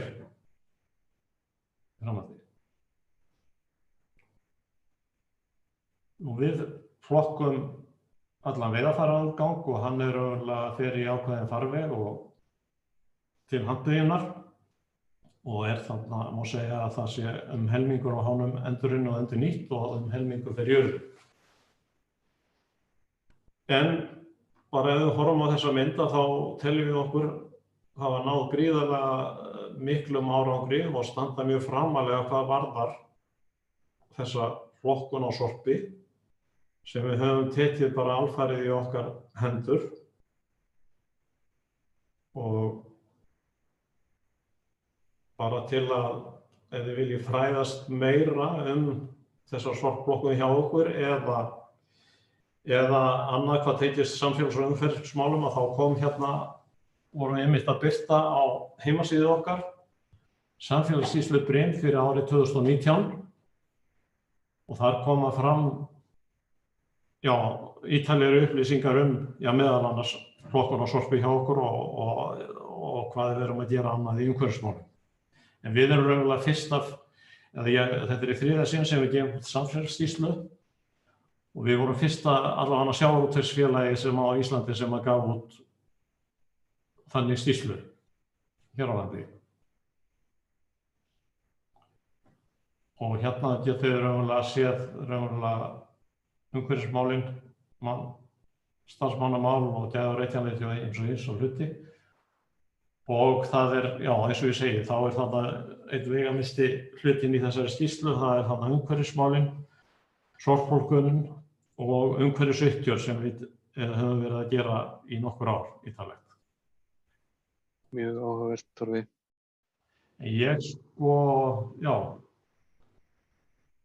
En þá þakka ég svo sem bara fyrir mig og þá endilega eru spurningar og þið missið það svo góða myndbandi en ég bendi á það að það á heimasíðu okkar og hvet ykkur einn til að kíkja á það. Það er svona tekið saman það sem við erum að gera í umhverfis- og samfélagsmálum. Takk fyrir þitt góða erindi, Torfi. Mjög gott. Við sáum aðeins mynd varðandi veiðarfærin og það komin hérna fyrirspurn frá Eygerði sem var hérna með erindi rétt áðan. Í yfirliti Umhverfisstofnunar fyrir magn úrgangs 2018 kemur fram að það ár voru 933 tonn á veiðarfærum til urðunar. Er að þínu mati það ásættanlegt eða er ætlunin að draga úr þessu magni heilt yfir? Ég reikna með þetta auðvitað við allan flotann. Já, við sannarlega sko reynum að sko það er varðandi veiðarfærin þá þarna náttúrulega verður eins og við annan úrgang reynt að finna endurvinnslufarveg fyrir stærri hluta heldur þessi 50% sem er þannig í dag. Mér langaði bara aðeins til að nefna það því við erum að tala veiðarfærin að það þegar við fórum að ræða við sjómenn þessi mál að þá er það bara sjómenn hjá okkur að þeir eru alveg sérlega hirðusamir varðandi veiðarfæri og allt að passa að ekkert fari í sjóinn og það er þarna allur veiðarfæra úrgangur og annað þannig tekinn þeir þarna safna honum og honum er komið í land í þessa sorplokunarstöðvar okkar. Og það er mér að segja gaman að segja frá því að þeir hafa verið það hirðusamir að þeir hafa verið að veiðum við Noregsstrætur fyrst og varðir og þeir hafa verið að slæða upp eða hafa komið upp í veiðarfærum gamla þvottavél eða annað þannig frá Rússum eða Norðmönnum og þeir hafa í staðinn fyrir að henda þeim eftir sjóinn þá hafa þeir siglt með þær frá Noregi til Íslands og þær hafa farið í okkar flökkunarstöðvar og í það réttan farveg þar. Gott mál, hvað með veiðarfæri og skilagjald? Það er væntanlega ber ekki skilagjald? Nei, við erum með sérstakt samkomulag þar. Og hérna, já, það er bara hérna kom spurningana frá Guðjóni Braga hvort það væri hægt að varpa upp, hvort framleiðandi ábyrgð á veiðarfærum er að gera sig í núverandi fyrirkomulagi. Ættu veiðarfæri að bera skilagjald? Já, ég svona veit ekki hvað segja það sko. Þetta er náttúrulega misjafnt eftir útgerðarformum og öðru þannig en allavega sem að við upplifum að þá allavega þessum tóveiðum sem við stundum eða fjarlægið á notaveiðum að það er mjög lítið eða ekkert að fara í sjón að veiðarfærum eða mjög lítið allavega. En það getur vel verið að en svo er það náttúrulega slys sem erfitt að koma í veg fyrir en já, ég veit ekki svo hvað skal segja það. Hvort að framleiðandi ábyrgð myndi hjálpa í því. Ég ætla bara að fá að þakka þér kærlega fyrir að gefa okkur innsýn inn í það hvernig þið eru að standa ykkur. Það er bara til fyrirmyndar og sem að þetta ykkar viðurkenningar bera ágætis vitnisburðum. Þannig að þakka þér kærlega fyrir að veita okkur innsýn inn í þetta. Já, þakka þér fyrir og ég þakka fyrir að fá að vera með og einmitt og skemmtilegt eins og ég benti á áðan að þá var byrjaði þessi sorpflokkun hjá okkur að það var svona frumkvæði starfsmanna á Vopnafirði þarna á þessum norður svæði. Akkurat, það er ýmislegt mjög gott sem hefur komið frá Vopnafirði. Ég get alveg fullvissað það. Takk kærlega fyrir þetta, Torfi, og gangi ykkur vel. Við ætlum að fara í síðasta erindið sem að er hér á dagskránni. Það er hún Rut Jónsdóttir, forstöðumaður hjá Akureyrarbæ sem ætlar að fjalla árangursríkt sorpkerfi á Akureyri. Ertu þarna, Rut? Ég heyri vel. Já, ég heyri vel þér og sé þig vel. Ok. Herðu, þá er það bara að skera skrínið, það ekki? Skera skrýni. Skrýni. Sjáuði, ég vantilega að sjáuði hérna árangursríkt sorpkerfi í Akureyrarbæ. Já. Núna fáum við reynda bara prófaði að setja upp skjáin, bara íta á play áður og deila skjánum og velja svo fullan skjá til að deila. Það þarf ekki slökk á þessu þegar ekki? Nei, þú ættir að geta bara Sjá, svona. Já, svo prófaði íta á play núna. Svona. En það fæ ég ekki upp knappinn að deila.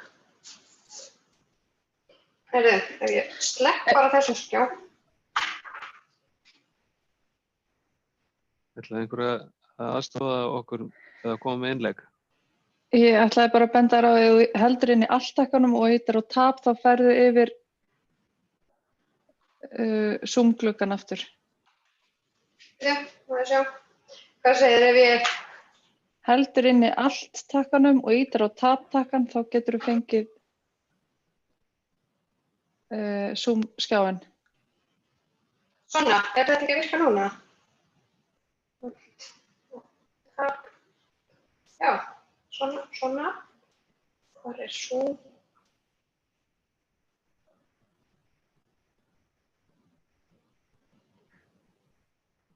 Svona, er þetta ekki að virka núna? Ég sé þetta að það... Hvað gott Við að það er við sjáum þetta ekki. Ok.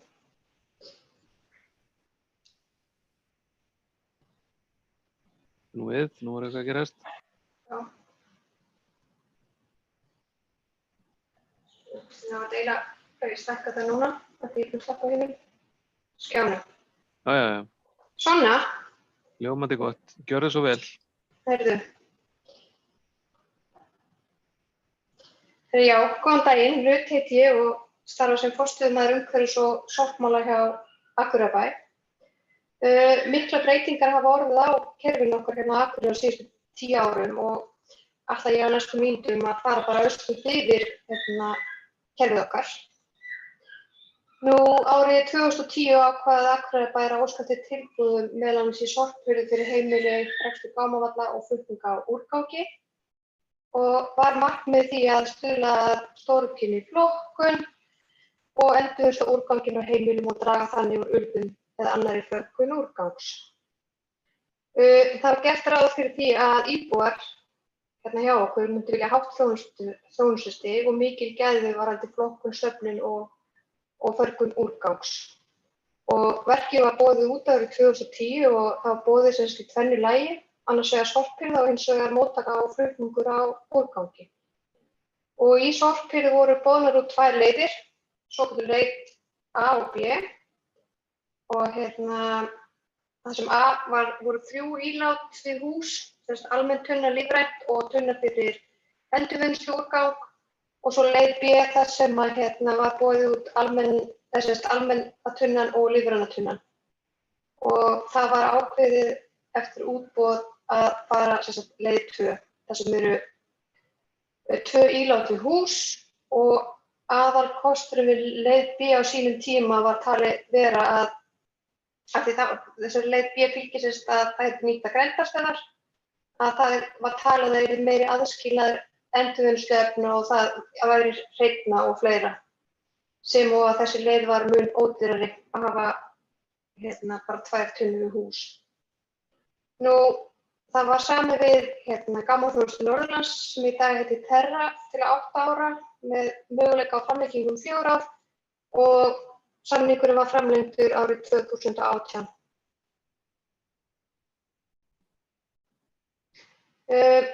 Eins og áður segir að þá var leið B valin og það er hvert heimili, þá er einbýlishús og raðhús sorptunna 240 lítra og í henni er 35 lítra hól fyrir lífrænan úrgang en síðan er fyrirkomulagið aðeins öðruvísi við blokkir og við förum aðeins kannski yfir það betur á eftir. Nú íbúar þeir sjá sjálfur að koma endurvinnsluefnum sínum á grenndarstöðvar eða geta leigt sér tunnur hjá þjónustuaðilum hér á Akureyri og það er þá bara gert án aðkomu Akureyrarbæjar og íbúar greiða sjálfir fyrir það. Nú aðeins kannski innleiðingu á þessu verkefni. Vitað var að árangur innleiðingar á nýju sorphirðukerfi var verulega leitið til kynningu og fræðslu komin og Terra hóf strax kynningar og fræðslu til íbúa í samstarfi við starfsmenn Akureyrarbæjar. Það var gefin út kynningabæklingur og það kom skýrt fram í samningsgögnum og það var gert að Terra, eða sá sem samið var við, var í heimsóknir á öll heimili bæjarins og eftir samtal við alla íbúa og í þessu samtölu var kynningabæklingnum dreift og það voru íbúafundir og annað þar sem að kerfið var kynnt og íbúar voru spurði margra spurninga og annað. Nú, það eru sem sagt á Akureyri 11 grenndarstöðvar eins og staðan er núna og allar, eins og við sjáum hérna á kortinu, að það á ekki að vera lengra en svona kannski 500 metrar fyrir íbúa að labba á grenndarstöðvar.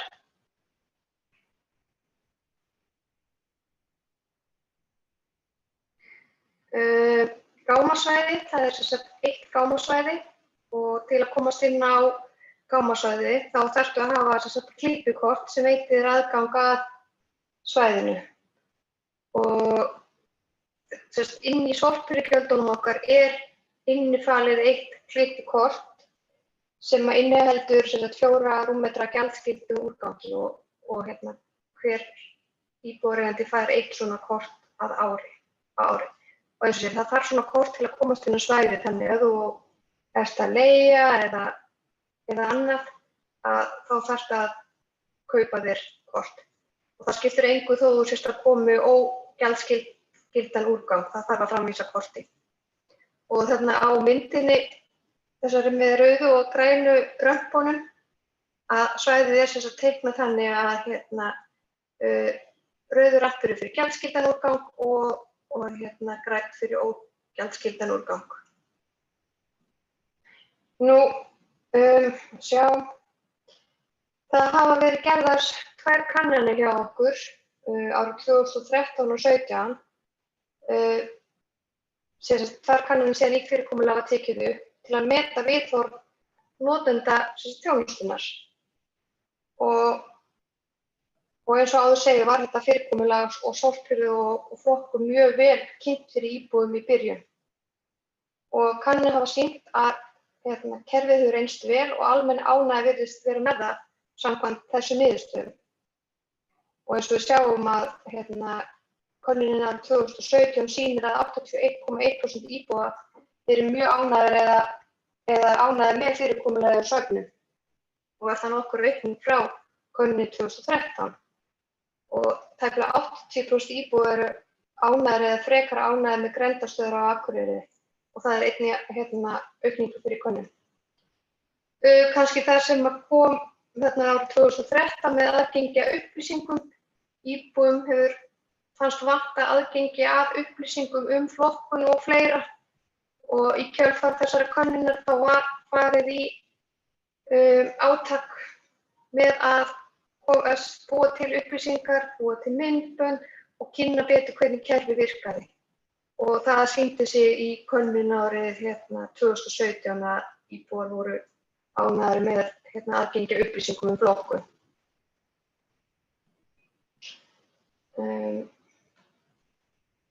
Nú, fræðsla, eins og segir að árangur að því að skipta yfir nýtt kerfið, náttúrulega kynning og fræðsla skiptir öllu máli og við erum duglega að auglýsa og kannski það sem var gert í upphafi, bæklingar og annað var mikið endurnýjað í fyrrasumar og heimasíðan hjá Akureyrarbæ tekin í nefið eða hægt að orða það svoleiðis og þið sjáum myndina umhverfismál.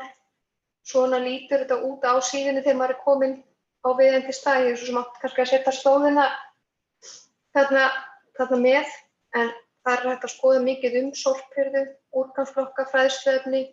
Við erum með svona spurt og svarað og ef að íbúar eru að senda á okkur og við erum að svara einhverju með sorphirðu, gámasvæði og fleira, þá reynum við að setja það þarna þannig að fleiri geti séð svörin. Nú, í samstarfi við Vistorku þá hefur á síðustum árum verið unnið fræðsluefni til íbúa þegar varðar til dæmis endurvinnslu og flokkun og einnig hefur Vistorka sitt markvisst fræðslu til dæmis í skólanum okkar og stofnunum og þetta meðal annars snýr að endurvinnslu en við höfum verið mjög góðu samstarfi við Vistorku með mörg mál.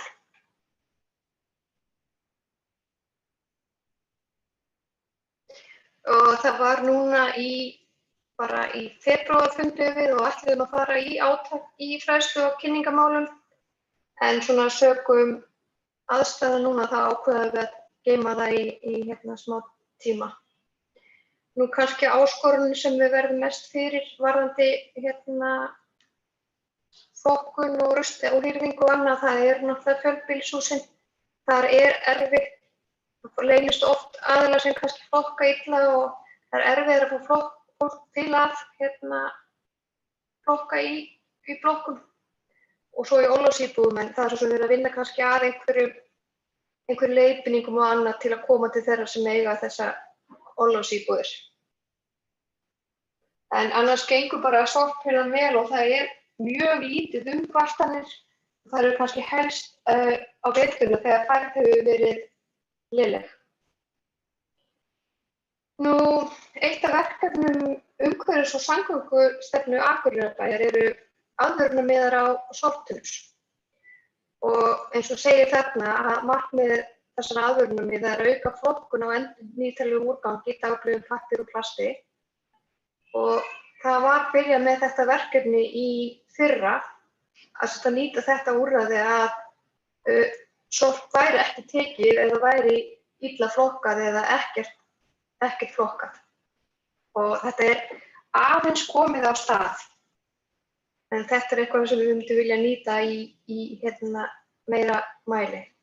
Og það það þannig að viðkomandi það ekki hýrt sorp í hjá honum og hann þarf að greiða sekt sem þá í rauninni í formi þess að hann rukkaður sérstaklega fyrir það ef tunnan hans þjóni sótt. Nú aðeins innleiðingu á lögum um meðhöndlun á úrgangi.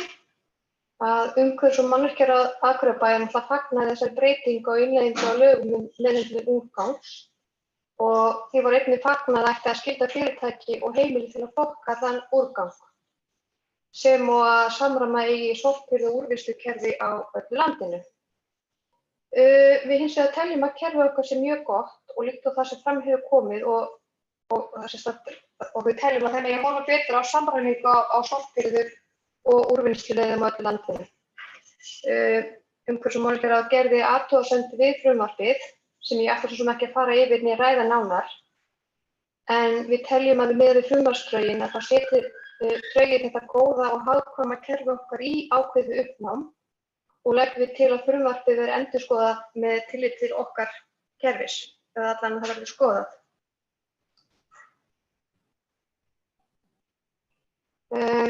Hérna eftir komin að síðustu glærinni. Það óhætt að segja að sú stefna sem Akureyrarbær hefur sett sér í forystu á landsvísu í sorp- og úrgangsmálum miði vel áfram. Eitt af markmiðum umhverfis- og samgöngustefnu Akureyrarbæjar að auka